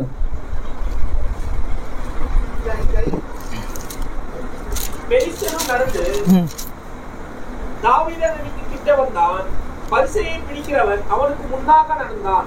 பெலிஸ்தன் சுற்றி பார்த்து தாவீதை கண்டு, அவன் இளைஞனும் சௌந்தரிய ரூபமான சிவந்த நேரியுள்ளவனும். போதும் 44, 48. பின்னும் அந்த பெலிஸ்தன் தாவீதை பார்த்து, போதும் பின்னும் அந்த பெலிஸ்தன் 50, 51. அப்போது அந்த பெலிஸ்தன் எழும்பி தாவீதுக்கு எதிராக சுற்றி வருகையில் தாவீது தீவிரமாய் அந்த சேனைக்கு. போதும் நான் எதுக்கு இந்த பைத்தியக்காரனை போல இந்த வசனத்தை வாசிக்க சொல்றேன், கவனிங்க. இப்ப நம்முடைய பொருள் என்ன அப்படி பார்த்தோம்னா, சண்டை போட வந்தது யாரு? எப்ப பெலிஸ்தன் என்பது அவனுடைய அந்த ஜாதியுடைய பெயர், அவனுடைய ஜாதி பேர். அவனுடைய பேர் என்ன அப்படி பார்த்தோம்னா கோலியாத். கோலியாத் என்ற பேருக்கு அர்த்தம் என்னன்னா பிரகாசம். கோலியாத்னா அதுக்கு அர்த்தம் என்னன்னா பிரகாசம். இப்போ பைபிள் என்ன சொல்லியிருக்கணும்? இப்போ ஏன்னா இப்போ சீன்ல யார் இருக்காங்கன்னா கோலியாத் தான் இருக்கான். கோலியாத் தான் காட்சியில் இருக்கான், சீன்ல இருக்கிறான். இப்போ பரிசுத்த ஆவியானவர் எழுதுகிற நேரத்தில் என்ன திரும்ப திரும்ப சொல்லியிருக்கிறோம்னா, உண்மையாய் எழுத்தின் பிரகாரமா நீங்க பார்த்தீங்கன்னா கோலியாத்து கோலியாத்து கோலியாத்து கோலியாத்து கோலியாத்து அதான் சொல்லி அப்படியே எழுதியிருக்கணும். ஆனால் பரிசுத்த ஆவி அதை விட்டுட்டு பெலிஸ்தியன் பெலிஸ்தியன் பெலிஸ்தியன் ஒவ்வொரு விஷயத்தையும் பெலிஸ்தியன் என்றே அவர் குறிப்பிட்டு பேசிக் கொண்டிருக்கிறார். அப்படின்னா அதுல ஏதோ ஒன்று மறைஞ்சிருக்கிறது. அவனுடைய பெயர், சொந்த பெயர் கோலியாத். அவன் எந்த ஊரு? காத்தூரான். இவன் மட்டும் கிடையாது, இவங்க தம்பி கூட பார்த்தீங்கன்னா இவனை போலவே இருந்தான். இவங்க எல்லாரும் தாவீதுடைய சேனை தான் கொண்டு போடுகிறது. அப்ப என்ன நடந்துகிட்டு இருக்குது அப்படி பார்த்தோம்னா, இந்த பெலிஸ்தியன் வந்து இஸ்ரவேலுக்கு விரோதமாக வர நேரத்தில் பெஞ்சமின் கோத்திரத்தை சார்ந்த சவுல் உயரமானவன் முதல் ராஜா பயந்து நடுங்கிக்கிட்டு வீட்டில் உட்கார்ந்துட்டு இருக்கிற நேரத்தில் ஜூடா கோத்திரத்தை சார்ந்த ஒரு சின்ன பையன், ஒரு இளைஞன் வந்து, அவன் சண்டை போட தெரியாது, அவன் முறைப்படி எதையும் கத்துக்கல, அவனுக்கு தெரிஞ்சதெல்லாம் வனாந்திரத்தை ஆடு மேய்ச்சிக்கிட்டு இருக்க முடியும், அழகாக இசைச்சுக்கிட்டு மகத்தான யெகோவாவை குறித்து பாட தெரியும், மகத்தான யெகோவாவை உயர்த்த தெரியும். அது மட்டும்தான் அவனுக்கு தெரியும், அவனுக்கு வேற எதுவும் தெரியாது. ஆனால் இப்ப எல்லாமே தற்செயலா நடந்து கொண்டிருக்குது. அப்பா கூப்பிட்டுட்டு அண்ணனுக்கு போயிட்டு கொஞ்சம் இந்த சில பொருளை கொடுத்துட்டு நீ வந்துட்டு விசாரிச்சு சீக்கிரமா வா அப்படிதான் அனுப்புனாரு. இது எல்லாமே தற்செயலா நடக்குது. இவன் தற்செயலாக அங்க போய் பார்க்கிறான், சண்டை நடந்துட்டு இருக்கிறது. அவன் கர்த்தருடைய நாமத்தை தூஷிக்கிறான். பையன், ஓ இனிமே நான் சும்மா இருக்க மாட்டான், சண்டை போட போறேன். யார்கிட்ட சண்டை போட போறேன்? அந்த காட்சி எப்படி இருக்கும் அப்படி பார்த்தோன்னா, சில நேரத்தில் நம்ம வீட்டில் பார்த்தீங்கன்னா அப்பா இருப்பார், பிள்ளை இருக்கும், சின்ன குட்டி பிள்ளை, ஒரு 2 வயசு. இவன் சின்ன கொஞ்சம் நாள் அப்படி பண்ணுவான். ஒரு 2 வயசு பேனா பார்த்து குழந்தைகிட்ட பேனா கொடுக்காதீங்க. ஒரு 2 வயசு 3 வயசு ஆயிடுச்சுன்னா அப்பா இருப்பார். அப்பா கிட்ட வந்து குழந்தைங்க போய் என்ன செய்ய சண்டை போட பாருங்க. அப்பா கிட்ட குழந்தைங்க சண்டை போடுற மாதிரி அதுதான் காட்சி. அதுதான் அவன் உயரமானவன், அவனுக்கு யுத்தம் தெரியும், யுத்தத்துடைய எல்லா சூட்சுமங்கள் தெரியும். தாவீதுக்கு எதுவும் தெரியாதுயா. தாவீதுக்கு தெரிஞ்சதுன்னா கர்த்தருடைய நாமம் தெரியும், கர்த்தர் யார் என்று தெரியும், கர்த்தருடைய மகத்துவங்கள் தெரியும். வேற எதுவும் தெரியாது. ராஜா கிட்ட போன பிறகு ராஜா சட்டையெல்லாம் போட்டு கொடுக்குறாரு, ஈட்டியெல்லாம் கையில கொடுக்குறாரு, கத்தியெல்லாம் கொடுக்குறாரு, கேடகத்தை கொடுத்தாரு, எல்லாத்தையும் கொடுத்தா நடந்து பார்த்தா ஒன்னும் எனக்கு வேலைக்காகாது. சரி அப்பா, நீ எப்படி யுத்தத்துக்கு போற? என் ஸ்டைல்ல நான் போறேன். என் கையில எந்த ஆயுதமும் இல்ல. ஒரு மேய்ப்பன் வச்சிருக்கிற கையில ஒரு தடி, ஒரு கையில கவன். நேராக ஆற்றுக்கரைக்கு போறான். அங்க இருக்கிற ஒரு 5 கூழாங்கல்ல எடுக்கிறான். அதை தன்னோட அடைப்பையில போட்டுக்கிட்டு யுத்தத்துக்கு இவன் மலையிலிருந்து இறங்கி வருகிறான். அவனும் மலையிலிருந்து இறங்கி வந்தா கோலியாத்து நினைச்சிருப்பான், சின்ன குழந்தை வருதுப்பா. அவனை பார்த்த உடனே சொல்றான், அவன் அழகிய கண்களும் சிவந்த மேனியுடையவனா இருக்கிறான். அவன் சொல்றான், நான் எனக்கு உனக்கு கொண்டு ஆகாயத்து பறவைக்கு நான் கொடுத்துட போறேன். தாவீது சொல்கிறார், கவனிங்க, கர்த்தர் பட்டயத்தினாலும் ஈட்டியினாலும் ரட்சிக்கிறவர் அல்ல என்று இந்த கூட்ட ஜனமெல்லாம் அறிந்து கொள்ளும். யுத்தம் கர்த்தருடையது என்று சொன்னான். யுத்தம் கர்த்தருடையது. என்ன அவங்க ராஜாவை உட்காந்து வீட்டில் உட்காந்து தூங்கிட்டு இருக்கிற நேரத்தில் ஒரு சின்ன பையன், குட்டி பையன் அனுப்பியிருக்கிறாங்க. அவன் குட்டி பையன் மட்டும் கிடையாது, அவன் ஜூதா கோத்திரம். என்ன நடக்குது அப்படி பார்த்தோம்னா, இவன் காட்சிக்கு வருகிறான். அவன் அங்க ஆப்போசிட்ல இறங்கி வரான். வேற வழி கிடையாது. அவன் தலையில ஒரு பெரிய தலை சீரா போட்டுட்டு இருக்கிறான். இங்க ஷோல்டர்ல ஒரு பாதுகாப்பு, இந்த ஷோல்டர் மார்க் கவசம் இருக்கு, காலுக்கு கையில ஒரு பெரிய கேடகம், ஈட்டி, வாள், இங்க பெரிய வாள் தொங்கிட்டு இருக்குது. சின்ன பையன் போனா அவனை போய் கையில தடி வச்சு அவனை அடிக்க முடியுமா? ஏப்பா, ஈட்டியில குத்த வேணாம், ஈட்டியை சும்மா அப்படி தூக்கி போடாம, ஈட்டி பார்த்தா பட்டாலும் சுட்டு போயிடும் நம்ம. ஆனால் இந்த தாவீது 5 கல்லை எடுத்துக்கிட்டு போயிட்டு என்ன செய்யறாருன்னா, கவனை வச்சு உலக சரித்திரத்துல நடக்காத ஒண்ணு அங்க நடத்தி காட்டிட்டு இருக்காரு. கையில ஒரு கவனை வச்சு ஒரு சுழட்டுகிறாரு. அவனுக்கு எந்த இடமே கேப் கிடையாது. தலையில பெரிய தலைச்சீரா, எல்லாம் இந்த தலைச்சீரா எப்படி இருக்கும் அப்படி பாத்தீங்கன்னா, இங்க இருந்து போட்டு இங்கெல்லாம் பாதுகாப்பு இருக்கும். ஷோல்டர், மாறு, காலு எல்லா பகுதியும் மூடிக்கிட்டு இருக்கிறது. அவனுக்கு கேப்பான இடம் நெத்தி மட்டும்தான். இவன் சுழற்றுகிறான்,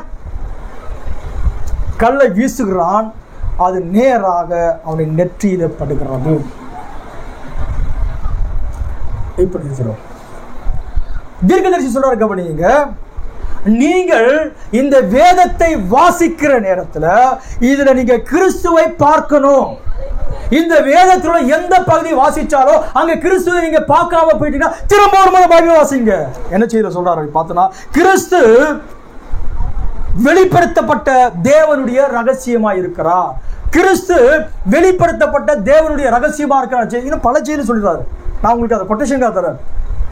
பல செய்தி சொல்றாரு. இந்த பைபிள்ல நீங்க எங்க வாசிச்சாலும் கிறிஸ்துவை பார்க்க முடியும், கிறிஸ்துவை பார்க்க முடியும், கிறிஸ்துவை பார்க்க முடியும் என்று சொல்லுகிறார். அப்படி உங்களால கிறிஸ்துவை பார்க்க முடியலன்னா திரும்ப ஒரு முறை பைபிள் வாசிங்க. இந்த பைபிளை நீங்க வாசிக்கிற நேரத்தில் மனவாட்டியை பார்க்க முடியும், மனவாட்டியை பார்க்க முடியும், மனவாட்டியை பார்க்க முடியும்.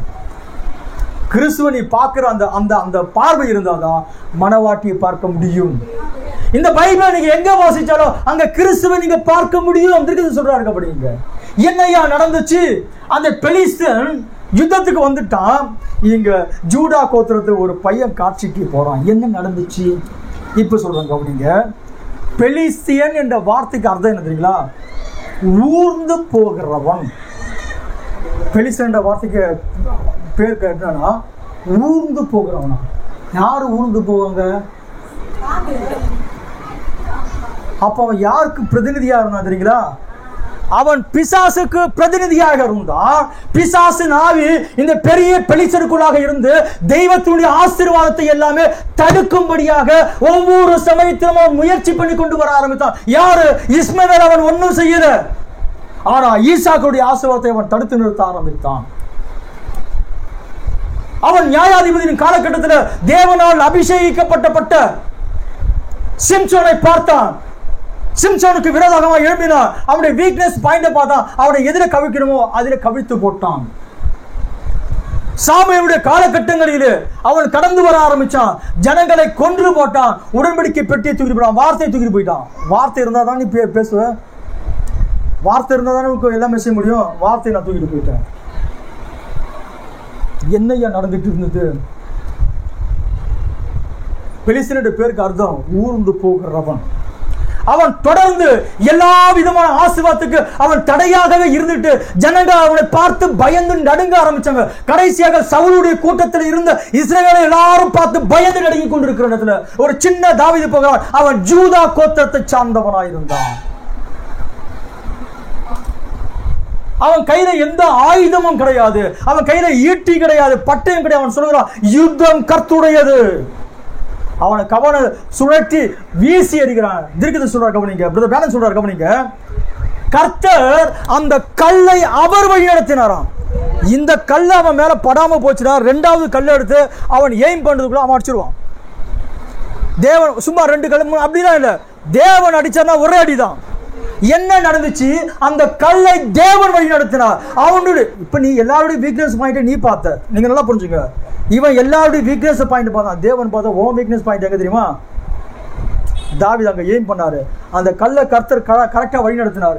அவன் சுழற்றுறான், வீசி எறிகிறான். அந்த கல்லு நேராய் போகிறது. அவனை நெத்தில பதிந்து போகிறது. கவனிங்க, நெத்தில இங்க அடிச்சா எப்படி ஒரு மனுஷன் விழுவான்? ஒரு ஃபோர்ஸ் வேகமாய் இங்க வந்து அடிச்சிச்சிங்க. வேகமா வந்து அடிச்சா எப்படி விழுவாங்க பாருங்க. அங்க பாருங்க சிஸ்டர் சூப்பரா காட்டுவாங்க. உண்மை அதுதான். இங்க அடிச்சா இப்படி விழணும். ஒருவேளை பின்னாடி யாராச்சும் மண்டையில் அடிச்சானா குப்புற விழுவேன். பின்னாடி அடிச்சானா இதான் இயற்கை நியதி. பின்னாடி அடிச்சானா இப்படி நான் விழுந்துருவேன். முன்னாடி அடிச்சா இப்படி விழணும், இப்படிதான் விழணும். ஆனா பைபிள் சொல்கிறது, வாசிக்கலாங்களா? 17வது அதிகாரம் 49வது வசனம். தன் கையை அடைப்பத்திலே போட்டு அதிலிருந்து ஒரு கல்லை எடுத்து கவனிலே வைத்து சுழற்றி பெலிஸ்தனுடைய நெற்றியிலே படை எறிந்தான்.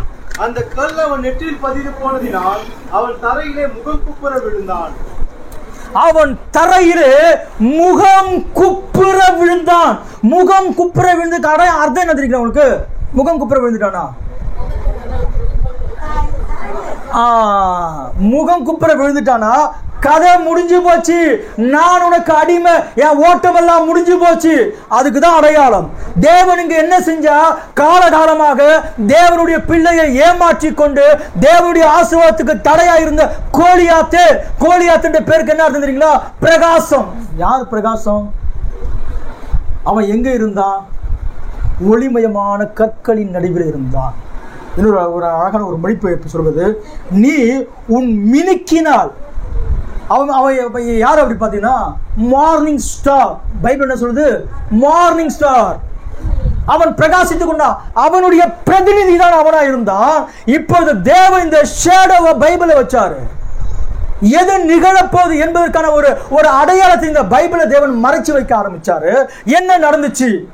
ஓ, அவன் உயரமான மனுஷன், பலசாலி, எல்லாருடைய ஆசீர்வாதத்துக்கு தடையா இருந்தான். எல்லாரும் பார்த்தவன் பயம் காட்டிக்கிட்டே இருந்தான். ஓ, பெஞ்சமின் கோத்திரத்தை சார்ந்த சவுலும் கூட பயந்தான். ஆனா ஜூதா கோத்திரத்தை சார்ந்த ஒரு பையன் வருவான். ஜூதா கோத்திரத்தை சார்ந்த ஒரு சின்ன பையன் வருவான். அவன் கையில ஈட்டியை கொண்டு வர மாட்டான், அவன் கையில பட்டயம் இருக்காது. ஒரு கல்லை கொண்டு வந்தான், அந்த கல்லு சோற்றினான், எறிந்தான், அவனுடைய நெற்றியில பட்டது, அவன் முகம் குப்புற விழுந்தான்.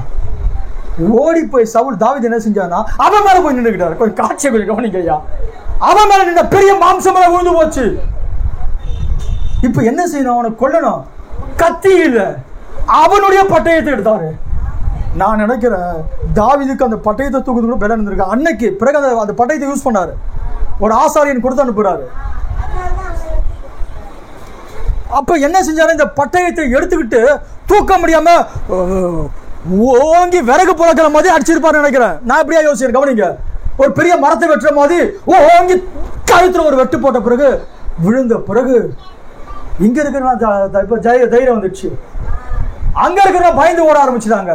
இங்க இருக்கிற தைரியம் வந்தோடனே ஐயா என்ன செய்ய ஆரம்பிச்சு, அந்த பட்டயத்தை எல்லாத்தையும் எடுத்துக்கிட்டு அவன் தலையை தூக்கிட்டு நேரா நடக்க ஆரம்பிச்சான். நேரா தலையை தூக்கிட்டு எருசலேமுக்கு போக ஆரம்பிச்சான். யாருக்கு அடையாளங்க ஐயா? அவர் உன் தலையை நசுக்குவார், நீ அவர் குதிகாலை நசுக்குவாய் என்று ஆதியாகமத்தில் தேவனாகிய கர்த்தர் ஒரு ப்ராமிஸ் பண்ணியிருந்தார். அந்த காரியத்துக்கான ஒரு ஷேடோ தான் நிஜமாகவே நடந்துச்சாங்க. அவர் உன் தலையை நசுக்குவார். அந்த காட்சி இங்க யூதா கோத்திரத்தை சார்ந்த தாவீது மூலமா தேவனதை நிகழ்த்தி காட்டி, தாவீதின் குமாரன் ஒரு வருவார், உண்மையாக கோலியாத்தே பெலிஸ்தியனே ஊர்ந்து போகிறவனே உன்னுடைய கதையை முடிக்க போகிறார். இதற்கு அடையாளமாக தான் தேவன் அந்த காட்சியை அங்க வச்சார். காலகாலமாக உங்களுடைய ஆசீர்வாதத்துக்கு தடையா இருக்கிறவன், நான் மெல்லமா மேல எழும்பி வருகிற இடத்துல ஏதோ ஒரு தடை என்னுடைய வாழ்க்கையில வருகிறது. நான் ஸ்பிரிச்சுவலா முன்னேற முடியாதபடிக்கு ஏதோ பாவ காரியங்கள் என்னை பிடிச்சு இழுத்து கொண்டே இருக்கிறது.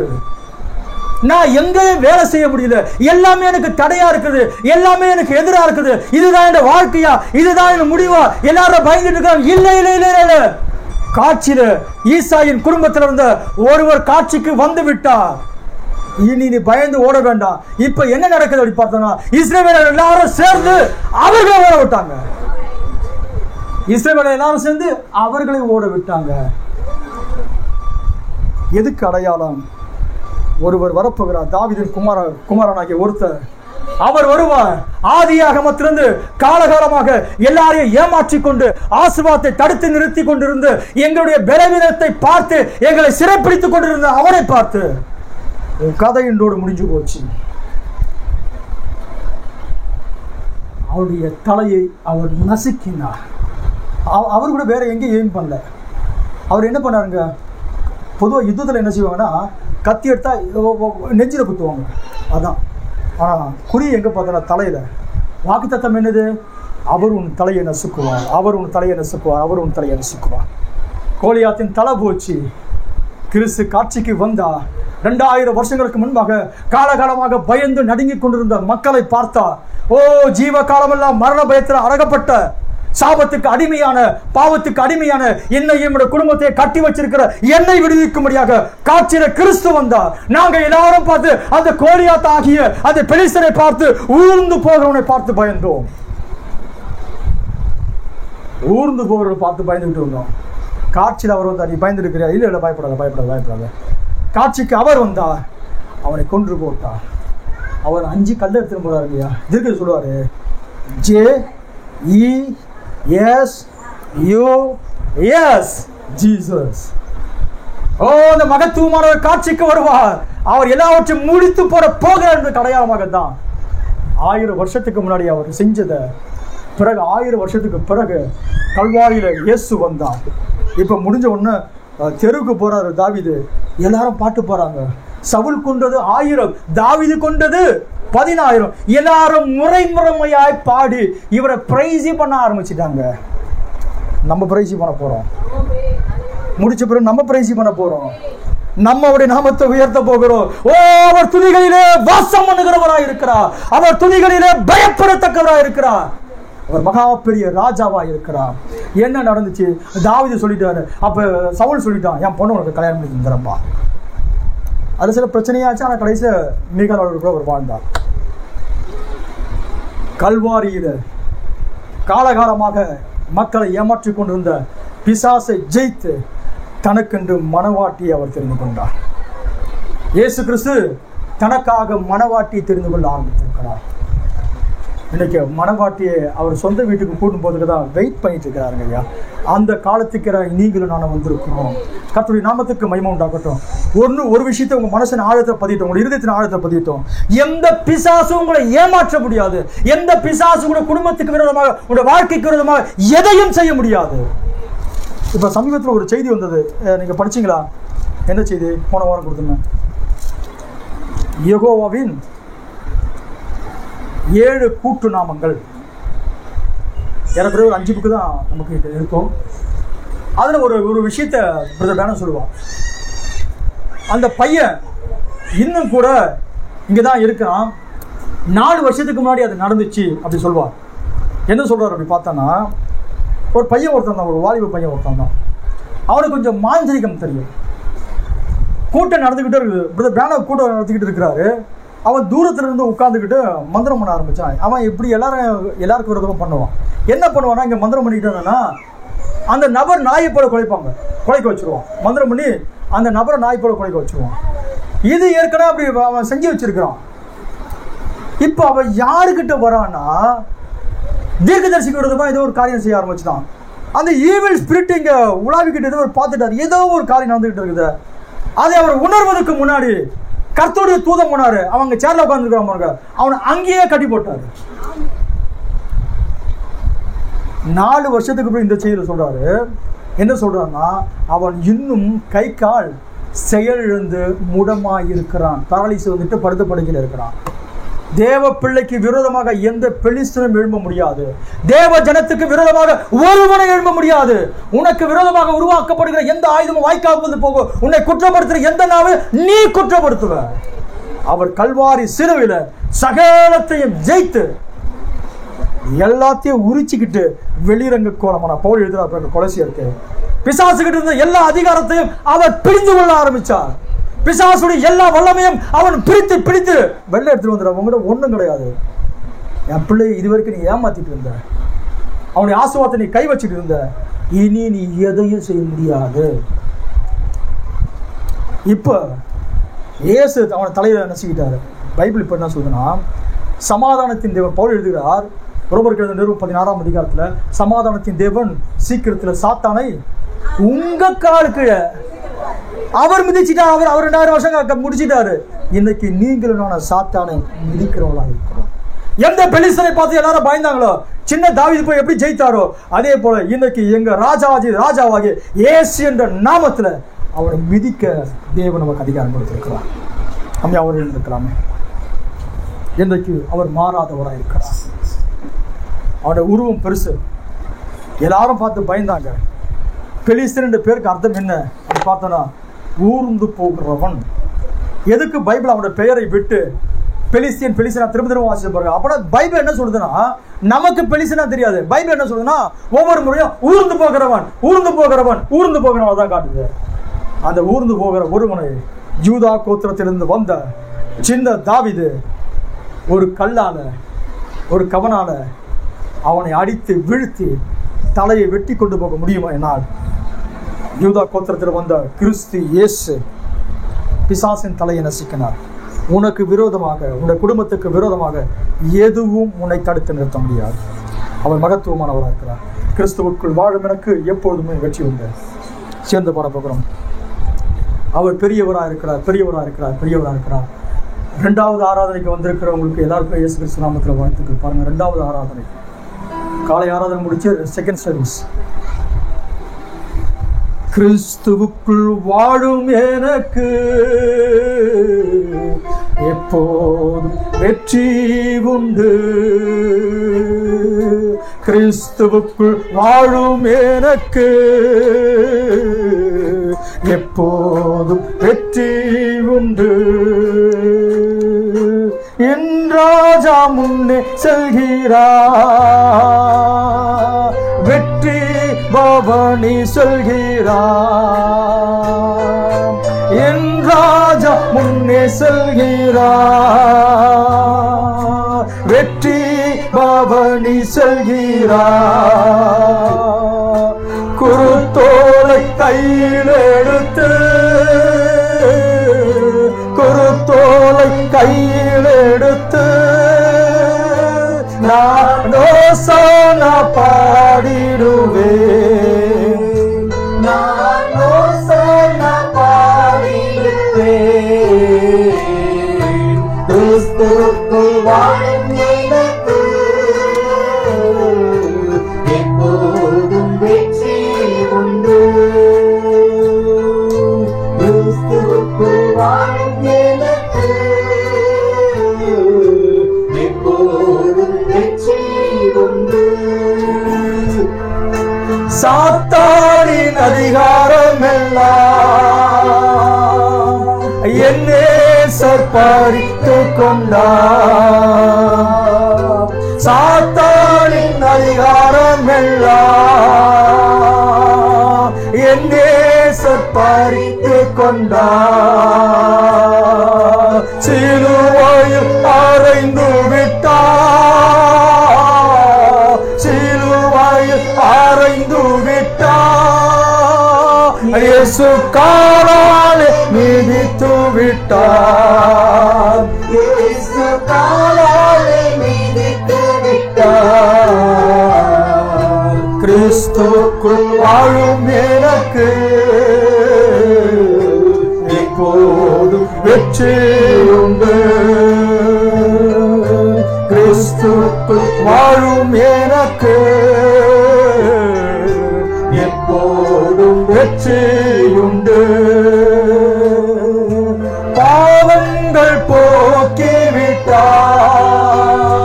இயேசு சாபங்கள் நீக்கிவிட்டார். பாவங்கள் போக்கிவிட்டார்.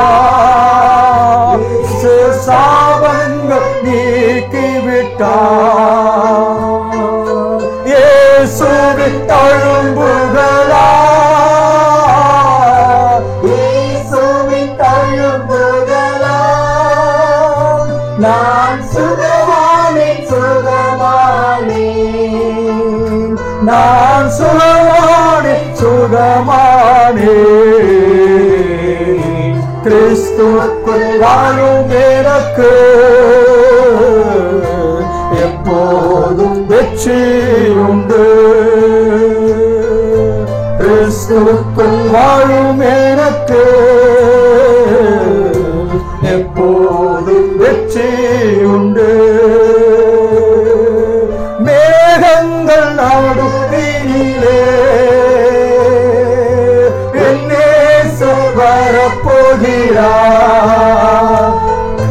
மேகங்கள் நடுவினிலே என் நேசர் வரப்போகிறார்.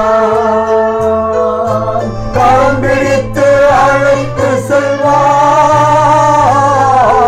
கரம் பிடித்து அழைத்து செல்வார். இயேசு கண்ணீர் எல்லாம் துடைப்பார்.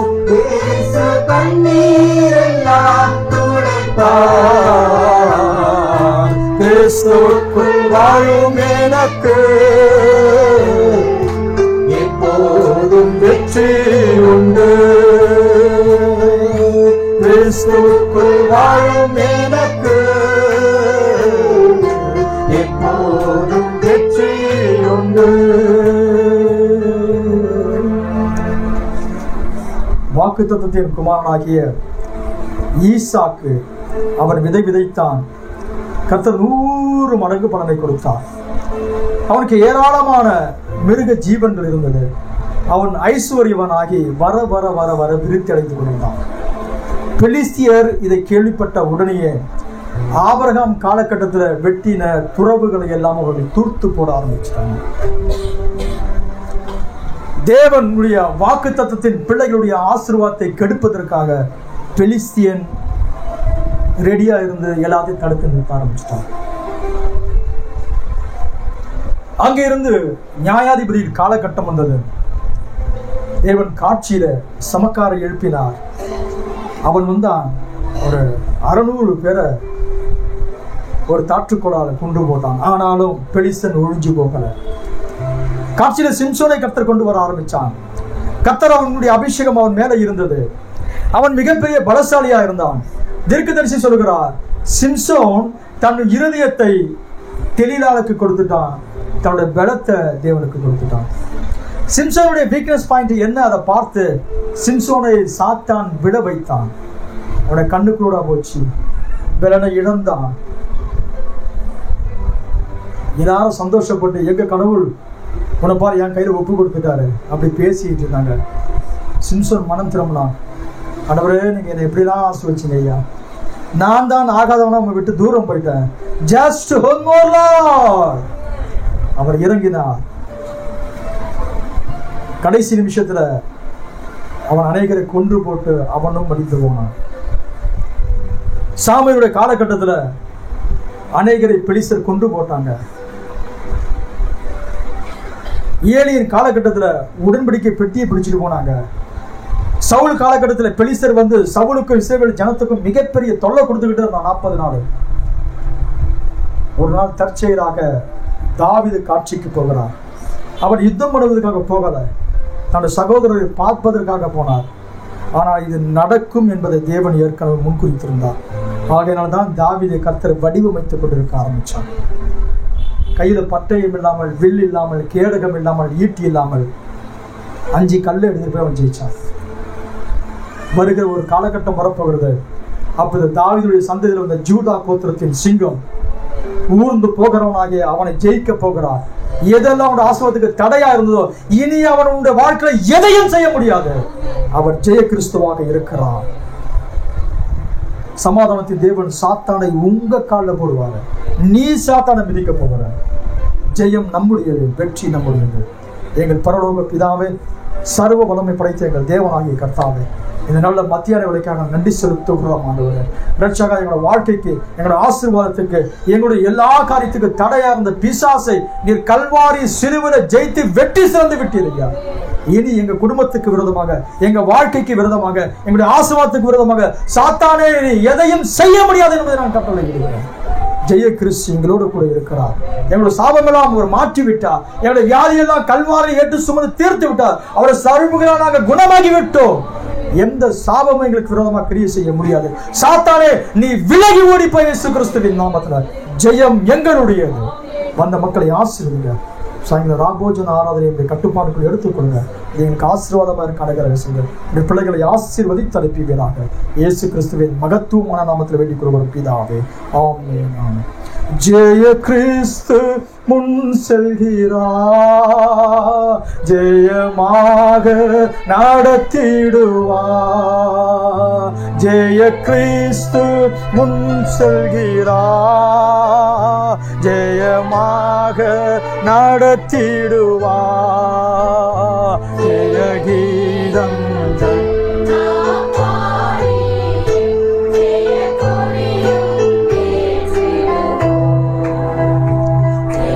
அல்லேலூயா அவநாமத்திற்கு, அல்லேலூயா இயேசு நாமத்திற்கு. கர்த்தர் உங்களை ஆசீர்வதிப்பாராக. God bless you. கர்த்தர் உங்களை ஆசீர்வதிப்பாராக.